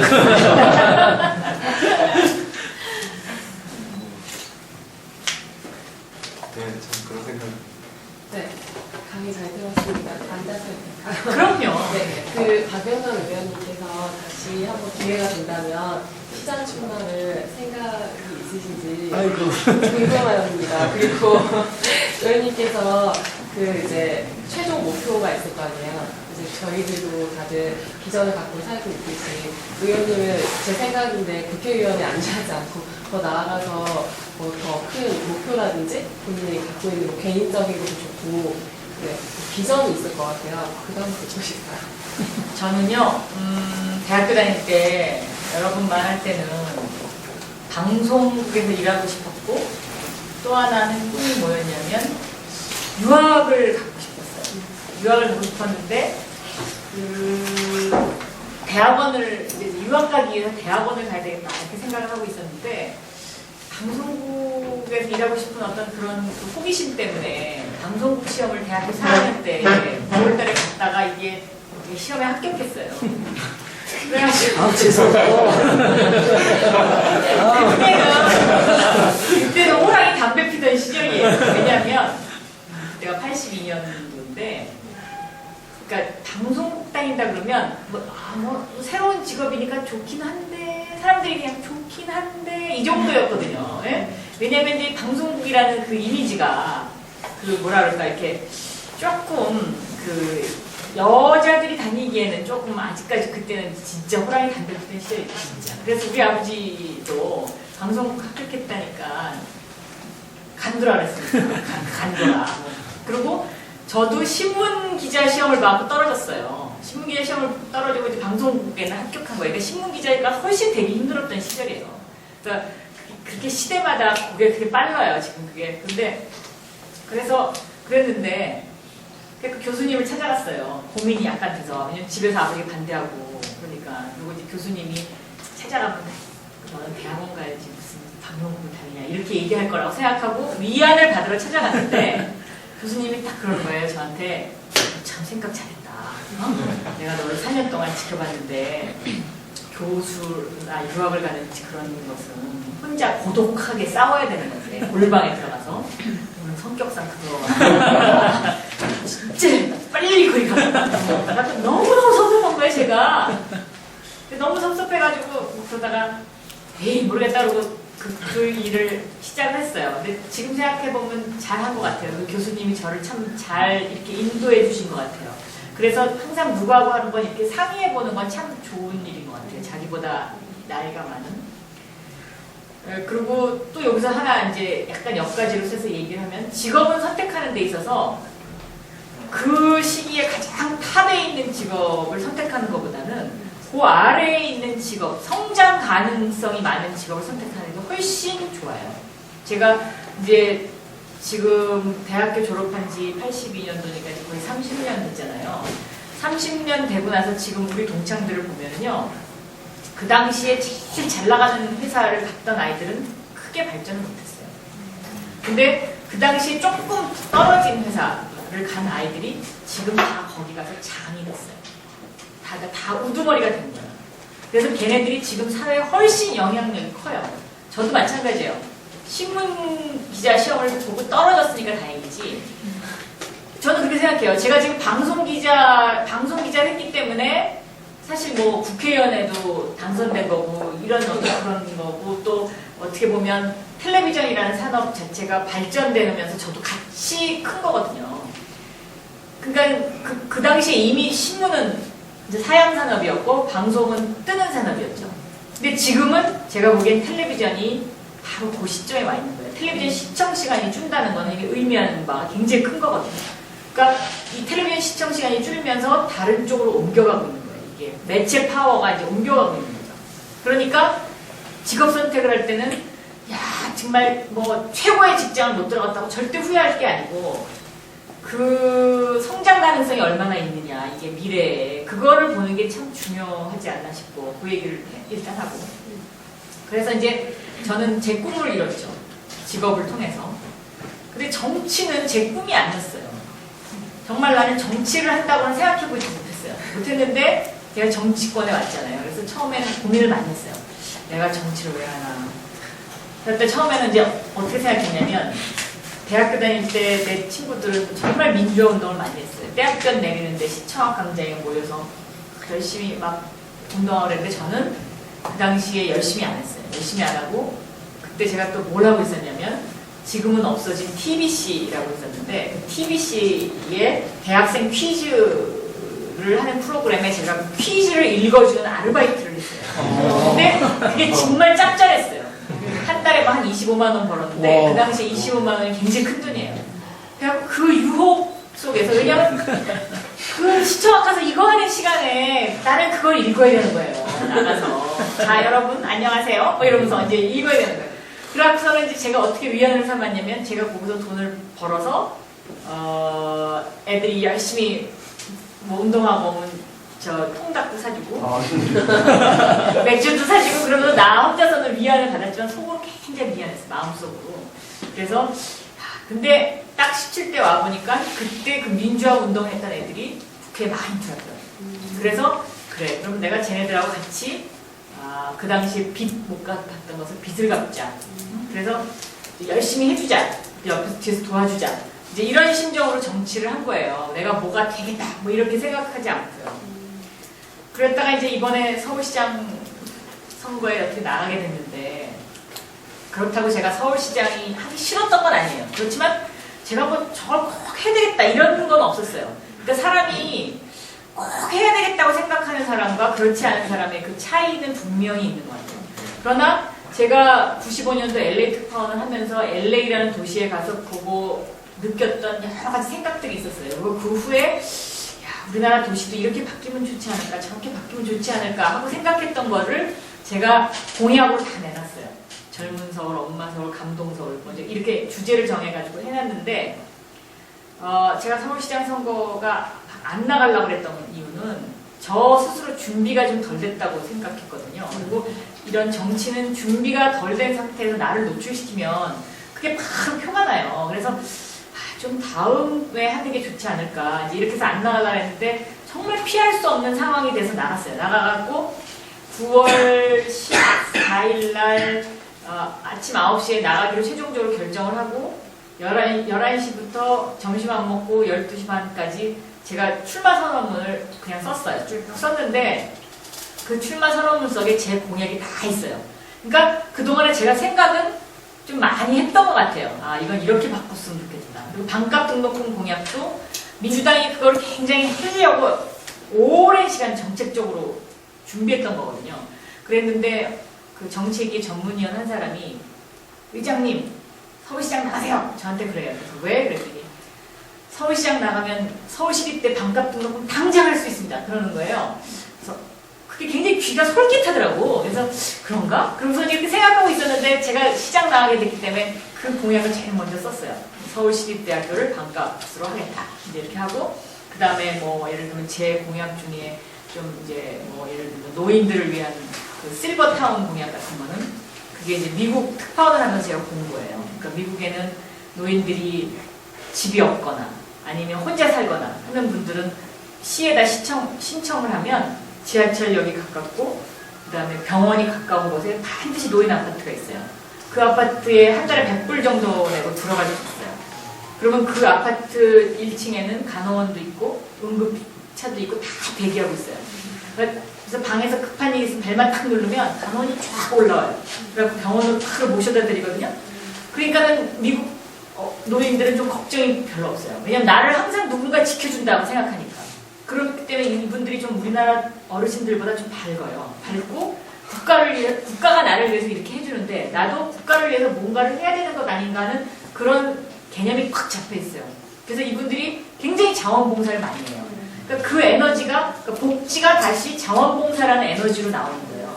그러니까 우리나라는 근데 그게 아니잖아요. 우리나라는 내가 언제 죽을지 모르고 이거 뭐 어떻게 될지 모르니까 하려면 자기 걸 챙겨야 되잖아요. 돈도 챙겨놔야지, 돈도 챙겨놔야 돼. 남한테 주기 싫어하고, 그 다음에 이거 뭐 내가 이거 아프면 어떡하지? 이거 자다가 어떻게 되는 거 아닌가? 뭐 이런 불안감이 있잖아요, 사람들한테. 그러니까 불안감이 있으니까 이게 마음이 탁 터지질 못하는 거예요. 그래서 저는 복지가 그래서 필요하다고 생각해요. 그러니까 국가가 어느 정도의 그 기본적인 거를 해결해주면 사람들이 좀 여유로워지고 넉넉해져요. 왜냐면 내가 평생 동안 이렇게 살았는데 이제는 내 여생을 국가를 위해서 해줘야 되는 거 아니냐. 그리고 국가가 충분하게 그 사람한테 65세 넘어서부터는 뭔가를 나는 그래도 집 걱정은 안 해도 된다든지 밥 먹을 걱정은 안 해도 된다. 몸이 아팠을 때 누군가가 나를 그래도 병원에 데려다주고 그걸 고쳐줄 사람이 있다고 생각하면 좀 편안하잖아요. 그리고 그 자기가 좀 더 나눠줄 수 있잖아요. 그런 사회 문화로 바꿔가는 것이 좀 필요해요. 근데 얘기가 점점 이상한 데로 가는데 그래서 이제 그런 공약도 하고 그 다음에 뭐 예를 들면 엄마 서울이라는 거에 이제 그 엄마 교실은 그게 이제 뭐 예를 들어서 이런 거예요. 막 다 애들이 학원을 가는데 특파원 하면서 보니까 미국은 학원이 없어요. 그리고 애들이 학교에서 나눠서 다 뭘 하는데 그거 다 엄마들이 가서 가르치는 거예요. 그러니까 예를 들면 직장을 다니는 엄마 중에도 그 시간에는 예를 들면 휴가를 내갖고 2시간, 3시간 휴가를 내서 애를 와서 가르치는 엄마가 있어요. 일주일에 한 번. 막 미술 잘하는 엄마, 바이올린 잘하는 엄마, 수학 잘하는 엄마 뭐 이렇게 해갖고 자기네들끼리 그걸 딱 만들어갖고 내 아이를 가르치면서 주변 아이 한 5-6명을 같이 가르치는 거예요. 그리고는 그 엄마들한테 얘가 어땠다 다 얘기를 해줘요. 전화 걸어주고. 그러니까 엄마들이 굉장히 관심을 갖다가 더 아이한테 갖게 되고 그 다음에 내 애가 뭘 모르는지를 확실하게 알게 되고 굉장히 효과적이더라고요. 근데 우리는 엄마들이 이제 어떻게 하냐면 학원을 탁 보내죠. 그러면 학원 갔다 왔으니까 다 했겠지. 그러나 실제로 애는 아무것도 모르는 거죠. 이제 이런 우리 사회에서 이걸 좀 바꾸고 싶었어요. 제가 그런 거를 좀 그런 방식으로 좀 바꾸고 싶다 이렇게 생각했었는데 그런 것들을 이제 공약을 했었는데 어쨌든 지금 박원순 시장이 제 공약 중에 많은 것들을 이렇게 좀 이행하고 있으니까 다행이고 또 그것이 자극이 돼서 다른 쪽으로도 이렇게 좀 전파가 되고 있어서 참 다행이다 이렇게 생각하고 있고요. 그 다음에 이제 저더러 비전 하는데 저도 지금 참 마음에 갈등이 많아요. 왜 갈등이 많냐면 이 정치라는 거는요 정말 자기를 다 던져야 돼요. 다 던져야 되는데 내가 과연 그런 사람이냐, 그런 준비가 돼 있냐, 뭐 이런 거에 대한 나 스스로에 대한 반문도 있고요. 그런데 이제 한 가지 확실한 거는 제가 정치를 하는 이유는 그 기회를 균등하게 누구에게나 기회가 돌아가는 세상을 만들 수 있게 공정한 사회를 만들 수 있게 내가 좀 기여할 수 있으면 좋겠다. 그게 저가 정치를 하는 바람 중에 하나예요. 제일 큰 바람. 지금까지 해주신 말씀들을 보면 비전의 답도 나와 있는 것 같습니다. 혹시 또 먼저 하시고. 네, 자꾸 주제가 지금 많이 띄엄띄엄 넘어가는데 아무래도 시기라 보니까 FT에 관련해서 좀 질문 하나 하고 싶어요. 그 질문 하기 전에 간단한 질문 먼저 할게요. 보통 위원님들은 그 금배지를 굉장히 소중히 하시는데 어디를 가시든 꼭 착용을 안 하시는데 오늘 떼고 나오셨는데 특히 특별한 이유가 있었는지. 특별한 이유가 있는 건 아니고요. 그냥 요새 좀 속상해서 제가 안 떨고 다녀요. 네. 좀 순화해서 얘기하면 좀 창피해서. 창피한 건 아니고 그냥 좀 속상해요. 네. 근데 저는 저 강원도 춘천에서 왔거든요. 사실 이제 FTA 문제를 보면서 많이 참여는 못하지만 제가 이제 나름대로 관심 있어서 정보를 찾아보는데 저는 기본적으로 FTA 자체는 굉장히 찬성하는 편입니다. 근데 왜냐하면은 자유국가에서 태어난 자유로운 사람이 자신이 가진 재능이라든가 재화를 자유롭게 거래할 수 있다는 것 그 자체는 분명히 저는 찬성을 하는데 근데 우리가 그 계획 경제를 하는 국가가 어떻게 흘러갔는지를 알고 있지만 또 반대로 모든 걸 시장에 맡기는 국가들이 어떻게 흘러갔는지 또 역사를 통해서 알 수 있잖아요. 그렇기 때문에 1차적으로 거래는 시장에 맡기되 시장이 제기능을 못할 시에는 국가나 정부가 이제 그걸 간섭을 해야 된다고 보는 입장인데, 근데 FTA에서는 이제 그 소위 말하는 독소 조항들 몇 가지가 있잖아요. 그 독소 조항이 그런 정부의 간섭을 못하게 막는 것들이잖아요. 모든 걸 시장으로 맡기는. 그러면 글로벌 스탠다드랑도 거꾸로 흘러가고 있죠. 미국조차도 시장에 모든 걸 맡기지 않는 추세다 보는데, 근데 저는 그 독소 조항 그 대부분이 다 검토를 받아야 된다고 생각을 해요.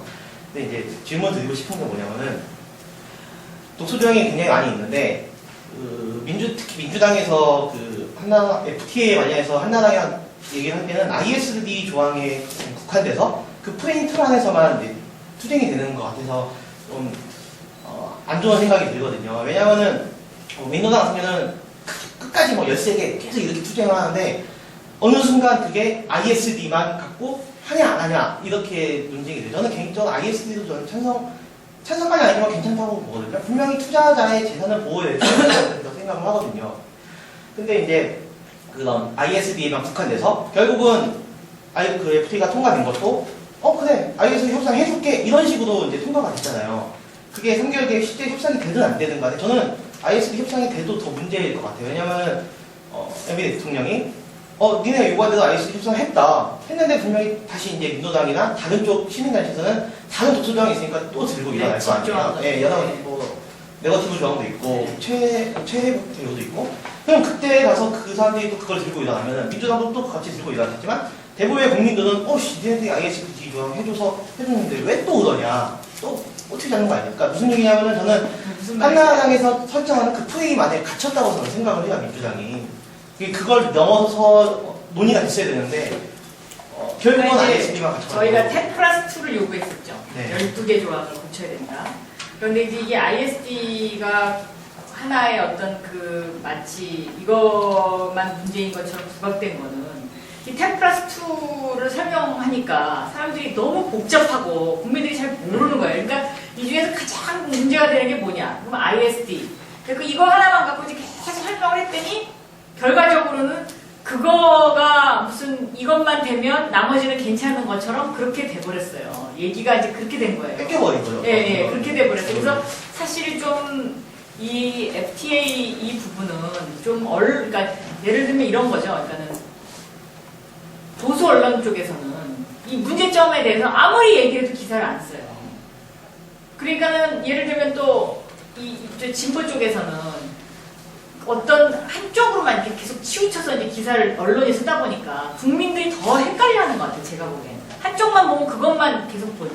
그래서 이제 이게 우리나라 언론도 좀 이제는 각성해야 될 필요가 있고, 그리고 이 언론의 이런 문제를 스스로 고칠 수 있게 만드는 게 저는 이게 SNS의 역할이 앞으로 그런 쪽에도 충분히 있을 것 같아요. 왜냐면 여기서는 그냥 서로의 쌍방향 커뮤니케이션을 하는 거니까.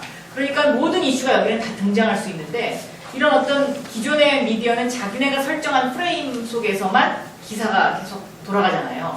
그러니까 이런 문제점들 속에서 갇히다 보니까 지금 지적하신 그런 어떤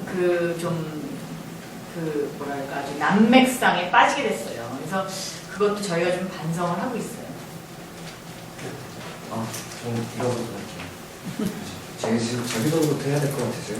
안녕하십니까. 저는 이제 군 입대 6개월 앞둔 경법과학 무료진흥을 BBK 관련 동영상 보고 나서요. 꼭 뵙고 싶었습니다. 오늘 이렇게 뵙게 돼서 정말 영광이고요.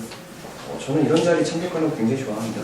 많이 이런 곳에 이제 참석함으로써 정말 많이 볼 수 있고 들을 수 있고 느낄 수 있기 때문이라고 생각하는데, 제가 이제 이런 곳에 이제 참석하면서 저에게 이제 많은 걸 알려주시는 분들께 한 번씩 이렇게 했던 질문입니다. 오늘 이 자리에서도 한번 드리려고 합니다.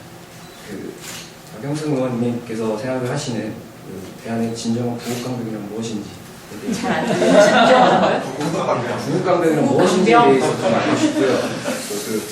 구국강병을 이루기 위해서는 가장 먼저 이루어야 할 선결 과제는 무엇인지에 대해서 좀 말씀해 주시죠. 참고로 전에 이제 제가 이제 안희정 의원을 한번 뵀었습니다. 강연 대상에서. 그때 이제 안희정 의원님께서 하셨던 말씀이 구체적으로 그것을 이제 정리하기는 어렵지만 일단 근본적으로 민주주의가 잘 성숙돼야 한다. 그 속에서 이제 부부관계를 이룰 수 있다라고 이제 말씀해 주셨는데 의원님께서 어떻게 생각하시는지 한번 듣고 싶습니다. 감사합니다. 저는 굉장히 훌륭한 분인 되실 것 같아요. 저는 공정한 사회가 참 중요한 것 같아요. 그러니까 지금 우리나라가 어떻게 보면 이제 한계에 왔어요. 그러니까는 그 재벌 독식의 사회로 갈 거냐, 중소기업이나 젊은 창업가들도 정말 세계적인 기업으로 클 수 있는 어떤 그런 기회가 올 거냐, 이런 한계에 와 있다고 생각하는데요. 저는 사람이건 기업이건 생태계에 순응해야 된다고 생각해요. 태어나서 성장하고 소멸하고. 이게 되지 않으면 계속 기득권층이 형성이 돼가지고 밑에 사람들이 클 수가 없죠. 그러니까 이제 젊은 사람들이 꿈을 가질 수가 없는 거예요. 근데 지금 우리나라 재벌은 노무현 정부도 이 재벌 문제를 처음에는 개혁을 하려고 굉장히 그러다가 나중에 재벌하고 손잡고 말았어요. 그러니까 그게 노무현 대통령이 한 실책 중에 이제 하나인데요. 그러면서 이게 MB정부로 넘어가면서 MB정부가 재벌의 요구를 다 들어줬어요. 거의 다. 그러니까 예를 들면 출자총액 제한제 없애달라고 해서 그것도 없애줬고, 또 금산분리 했던 거 이것도 다 금산분리도 거의 없애버렸고, 금융 쪽도 다 규제 풀어주고, 이래갖고 그 지난 4년간의 그 틈을 이용해갖고 재벌들이 이제 2세에서 3세로까지 내려가게 됐고, 그다음에 떡볶이집까지 차리고, 이제 뭐 완전히 문방구 차리고, 뭐 이렇게 해갖고 이제 문어발이 아니라 완전 지네발이 된 거죠. 지네발. 지네발이 돼가지고 모든 업종에 다 재벌이 들어와 있는 거예요. 그러니까 그렇게 되면 어떻게 되냐면 영세상인들이 다 죽죠. 그리고 젊은 사람들이 뭐 하나 해보려고 그러면 또 와서 홀딱 먹어가고. 그러니까 우리나라 IT 업계도 지금 그 한계에 부딪히고 있거든요. 내가 열심히 개발했는데 내가 개발한 거를 유통망을 통해서 제대로 팔 수가 없어요. 왜냐? 금세 재벌이 그걸 카피해버려요. 카피해버리던가 아니면 이 업체를 사가지고 사버려요. 그러니까 이 사람은 자본의 허덕이니까 그냥 파는 거예요. 그러니까 이런 상황이 계속되면 저는 이건 굉장한 불행이라고 생각해요.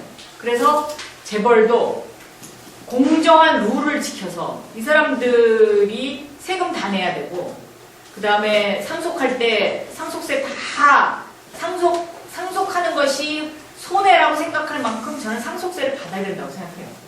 그래야 이게 어떻게 막을 수가 있지.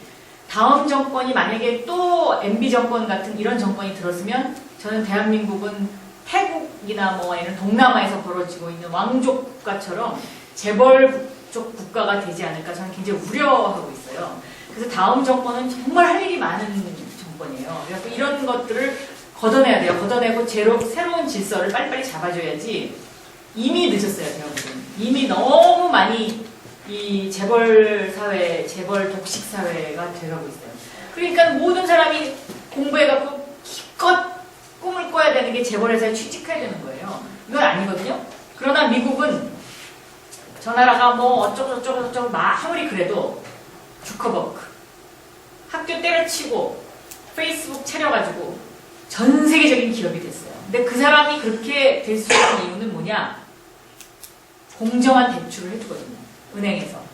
우리나라처럼 인맥 따지고 항맥 따지고 그 다음에 뭐 예를 들면 보증할 거 갖고 오라 그러고 집 문서 가져오라 그러고 이렇게 안 하고, 그 사람이 갖고 있는 기술을 딱 보고 이것이 발전할 수 있겠다 그러면 대출해줘요.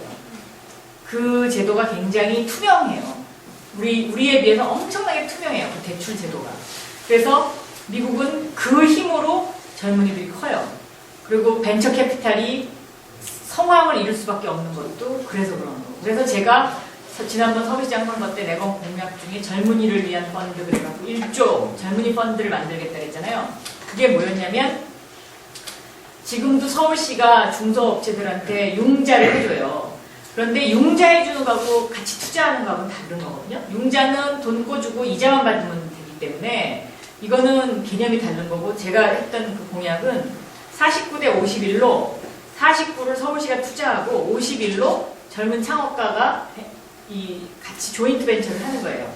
그래서 이 사람이 하는 일이 성공하면 같이 대박이 나는 거고 망하면 같이 망하는 거예요.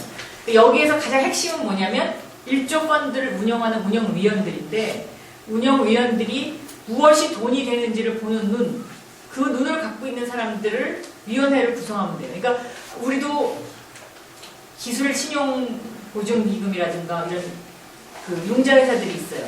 근데 이 회사들이 계속 망하는 이유가 뭐냐면 공무원 사회가 계속 항맥 위주로 뭐 저 친척들한테 MB가 만약에 대통령 되면 모대 쫙 해가지고 뭐 돈 꿔가고 이렇게 운영되기 때문에 이게 잘 안 되는 거거든요. 그래서 저는 정말 제일 중요한 거는 공정한 사회.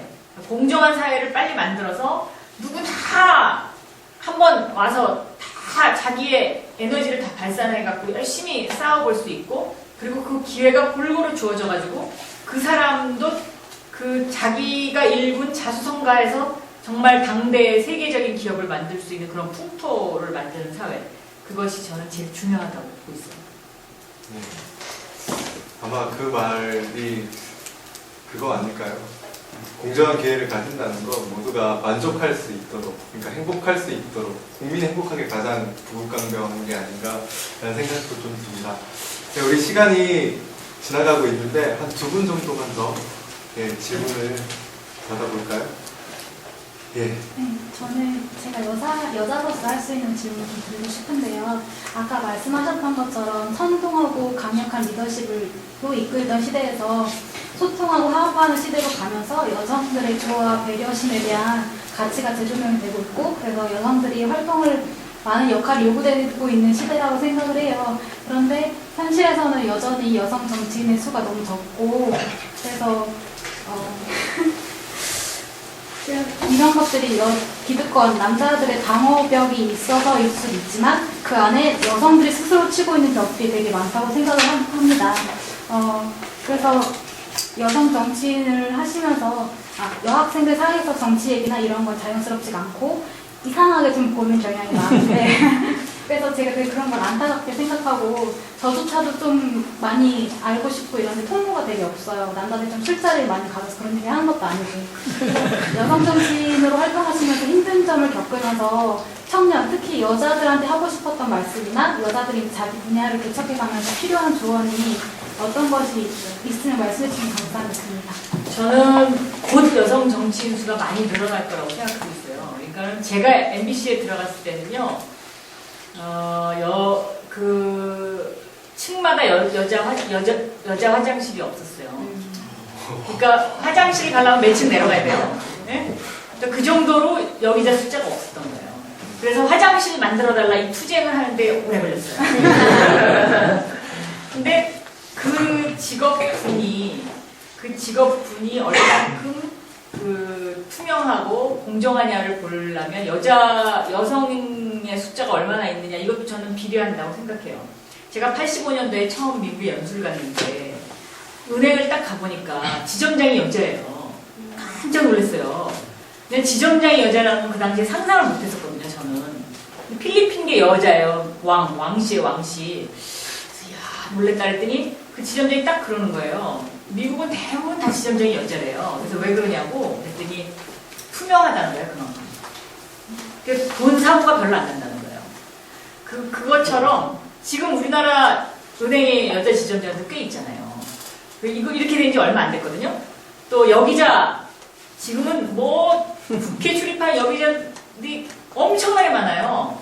저가 예를 들면 기자 했을 때는요. 경제부 기자도 저 하나였어요. 여자가.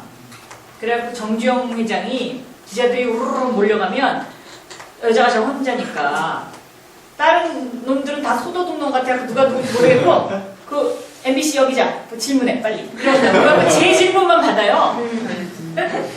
그러던 시절도 있었어요. 근데 그게 이제 지금은 이제 예를 들면 보면 그만큼 정치권이 낙후한 거예요. 떨어진 거예요. 여성 정치인이 없다는 거가. 근데 제가 보기에 곧 바뀔 것 같아요. 왜냐면 검사도 요새 보면 여자 검사들이 많잖아요. 근데 이게 제가 검사 숫자를 이렇게 쭉 보니까요. 정말 검사장급에서는 가물에 콩 나듯이 여검사가 있다가 어느 시점에 갑자기 조금 늘어나기 시작해서 확 늘어나더라고. 근데 지금 정치권이 바로 지금 그런 상태에 와 있는 것 같아요. 그래서 19대 때 내년도 총선에는 여성 정치인 당선 비율이 굉장히 높을 것 같아요.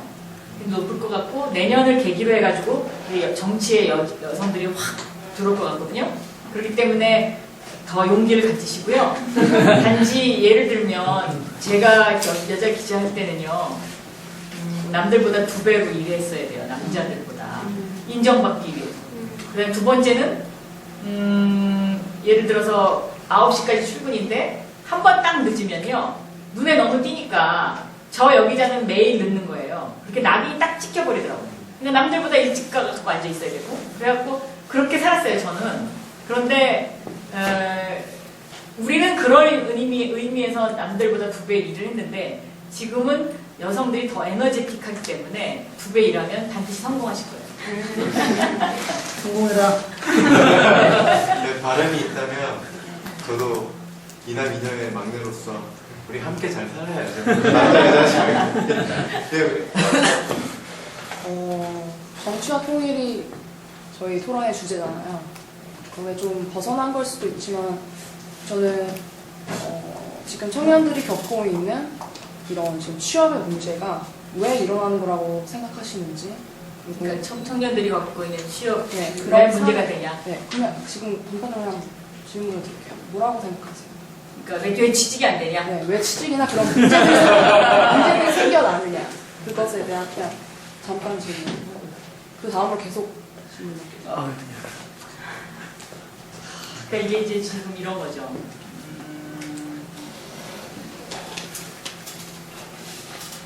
가고 싶은 데는 너무 바늘구멍이고 그렇다고 그 가고 싶지 않은 데를 가서 뭘 하려니까 거기 너무 썰렁하고 지금 좀 보면 그래요. 저도 이렇게 좀 보면 그 제 지역구에 구로 디지털 단지라고 있어요. 거기 기업이 12,000개가 있거든요. 근데 회사가 거기 굉장히 천차만별이에요. 어떤 회사는 가면 게임 산업, 뭐 게임 만드는 회사에 가면 정말 젊은 사람들이 눈이 푸석푸석 해가지고 열심히 일해요.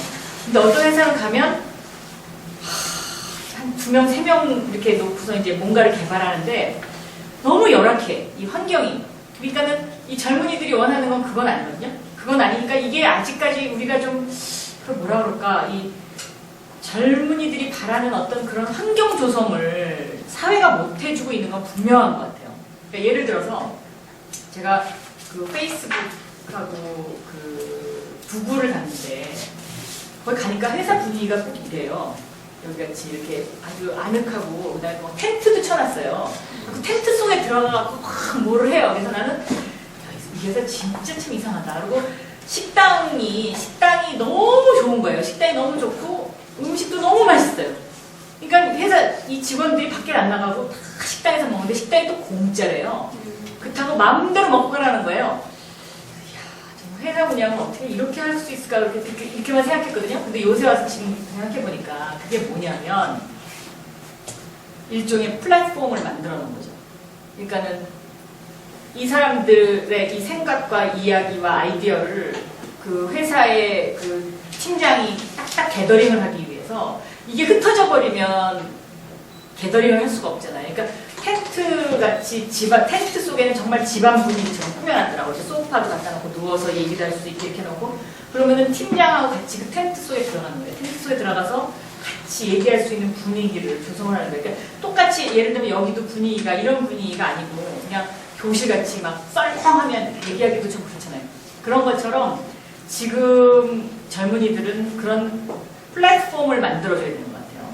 그러니까 예를 들면 이렇다고 이해하시면 될 것 같아요. 네이버나 다음이 하나의 플랫폼이었죠, 그동안의 플랫폼이었는데 이 네이버나 다음의 플랫폼에서 더 진화한 것이 트위터하고 페이스북이죠. 그러니까 이것도 플랫폼이거든요. 그 안에 들어와서 누군가 서로 얘기를 하는 거예요.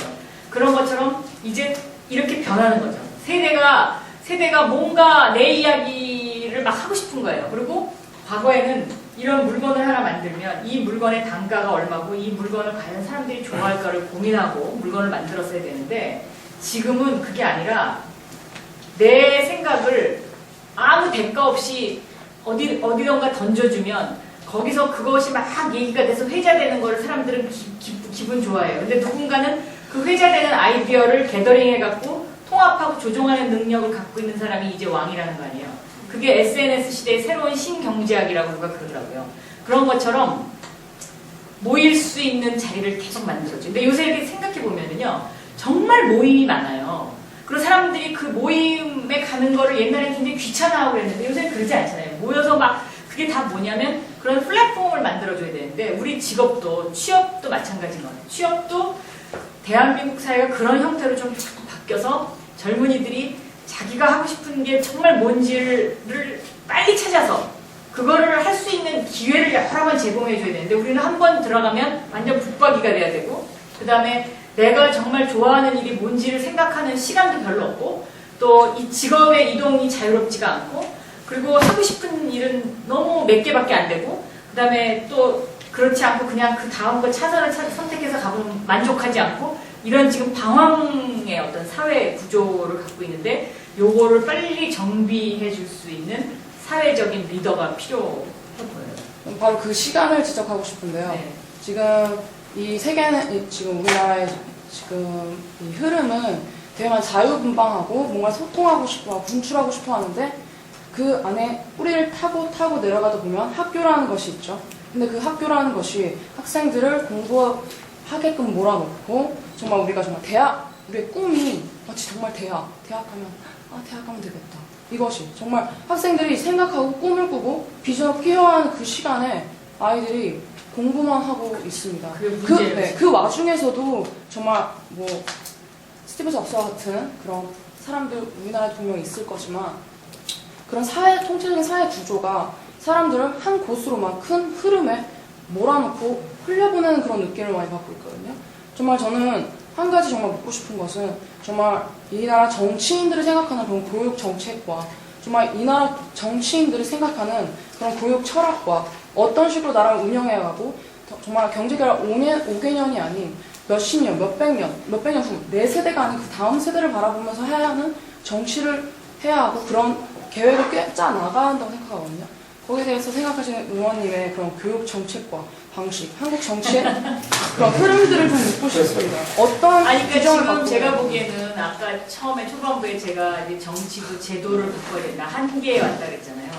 교육도 제도가 바뀌어야 되고, 지금 우리가 다 한계에 온 것 같아요. 그러니까는 이 어떤 성장 위주의 어떤 이 경제개발 위주의 이런 어떤 제도에서 취할 걸 다 취한 거예요. 어느 정도까지는. 그래서 이제 이 2만 불에서 3만 불로 가야 되는데, 이 2만 불에서 3만 불로 넘어가려니까 모든 게 너무 이 박스 안에 들어있는 거예요. 다 사람들이 다 그 안에 이렇게 지하철을 타도 짜증나고, 이거가 지금 사회의 어떤 그 불만이 지금 이제 표출되기 시작하는, 이제 이렇게 된 것 같고, 그래서 제가 책을 하나 소개해 드릴게요. 지난번에 내가 한번 말했는데, 클레이 서키라는 교수가 요새 미국에서 뜨는 교수인데, 많아지면 달라진다 라는 책 제목이에요. 한국 번역본은 그렇게 되어 있더라고요. 많아지면 달라진다. 그 사람이 쓴 책을 읽어보면은 지금 새로운 우리 SNS 현상에서 쫙 분석을 해놨어요. 근데 그 사람이 쓴 책 중에 참 재미있는 게 하나 있는데, 대한민국의 촛불 집회에 대해서 썼어요. 쇠고기 그 문제 났을 때. 근데 그 사람이 이렇게 분석을 했더라고요. 대한민국의 촛불 집회, 그 쇠고기와 관련된 그 집회를 MB 정부는 뭐 누군가의 조종에 의해서, 아니면 국민들이 정말 쇠고기 시장에 대한 문제의식을 갖고 나왔다고 이해하고 있을지 모르지만 자기는 그렇게 보지 않는다는 거예요. 왜, 뭐냐? 동방신기라는 그 가수가 홈페이지를 운영하는데, 홈페이지 그 속에 그 저도 안 들어가 봐서 모르겠어요. 그 책에 있는 대로. 거기에 보면 그 사람 홈페이지가 와서 참 놀기 좋게 돼 있었다는 거죠. 젊은이들이 와서 놀기 좋게. 근데 동방신기가 어느 날 나는 촛불 집회에 간다라고 써놨더니 젊은이들이 그걸 보고 우르르 다 촛불 집회로 왔다는 거예요. 이 촛불 집회 와서 보니까 이게 문제가 있고, 그 다음에 이게 집회가 아니라 어떤 문화라는 게 이게 이제 전파되기 시작하면서 그 많은 사람이 모인 것이다. 그런데 이 정부는 그걸 이해를 못하고 이제 뭐 명박산성을 쌓고 물대포 쏘고 이제 이래갖고 이제 이게 완전히 소통이 단절됐다 이런 식의 분석을 해놨더라고요. 근데 그것도 제가 보기엔 어느 정도 굉장히 그 일리가 있는 분석 중에 하나라고 저는 보여져요. 그래서 그 책이 시사하는 게 굉장히 많아요. 거기에 보면 구텐베르크 경제학에서 뭐 SNS의 경제학, 또 뭐 텔레비전 시청 시간은 왜 주는가 뭐 이런 거에 대해서 이렇게 쭉 써놨는데 그 책 한번 읽어보시고요. 그리고 그 이제 이 제도를 바꿀 때가 됐어요, 우리가. 그러니까 예를 들면 저는 한때는 이런 생각도 했었어요. 옛날에 프랑스의 솔본느 대학 그러면은 굉장히 유명하고 그 다음에 그 솔본느 대학을 나온 정말 작가들도 많고 그런데 프랑스가 그 솔본느 대학을 없애버렸잖아요. 진짜 이상하다. 왜 저걸 왜 없애냐? 그리고 뭐 1대학, 파리 1대학, 2대학, 3대학 뭐 지금은 뭐 파리의 대학이 뭔지도 우리가 잘 모르잖아요. 그래서 이제 프랑스에 출장을 가고 그걸 물어봤어요. 그랬더니 이 사람들이 그 대답을 하더라고요.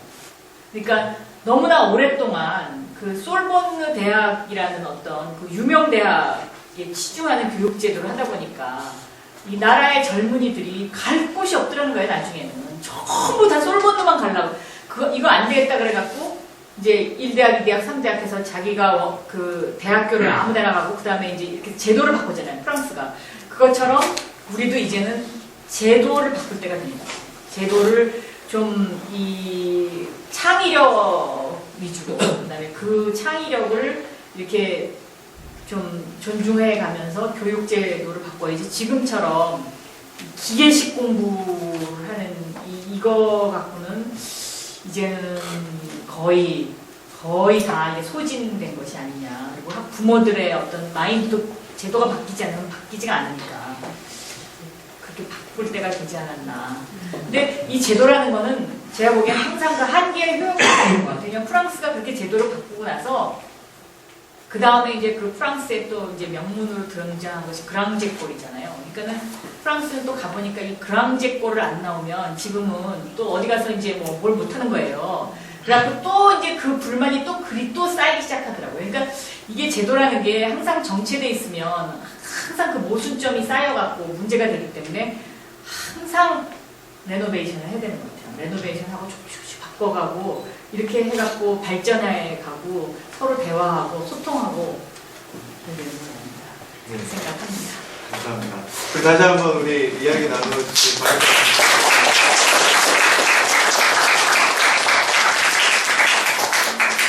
그러면 마무리하도록 하겠습니다.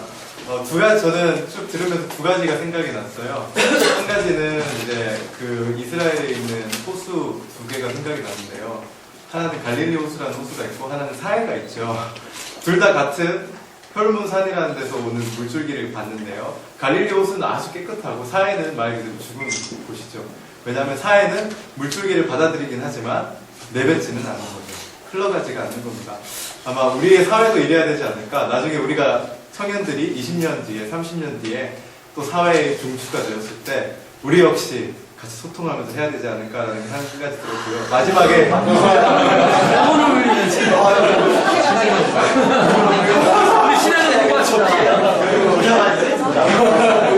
마지막에 이제 이야기를 통해서 제가 들었던 것 한 가지는 제가 이제 저희 지도 교수님 중에 한 분이 쓰신 글 중에 그런 글이 있었어요. 새벽 미명이 가장 어둡고 춥다. 많은 사람들이 지금의 시대를 어둠의 시대라고 이야기를 한다. 21세기 들어서 이제 보면서요. 하지만 우리는 어둠을 부정하는 것과 동시에 어둠을 부정하려고 하는 우리 자신 역시 넘어서야 할 것이다. 라는 말씀을 해주셨는데 그 말씀이 계속 생각이 났어요. 아마 제도가 바뀌어야 되고 우리의 가치가 바뀌어야 된다는 건 아마 그것이 틀렸다고 문제의식을 갖는 우리조차도 우리 역시 그런 문제가 될 수 있구나. 아까 말씀하신 그랑제골. 머리가 안 좋았어. 사는 이래는 이거 기능이 결정해. 그랑제골.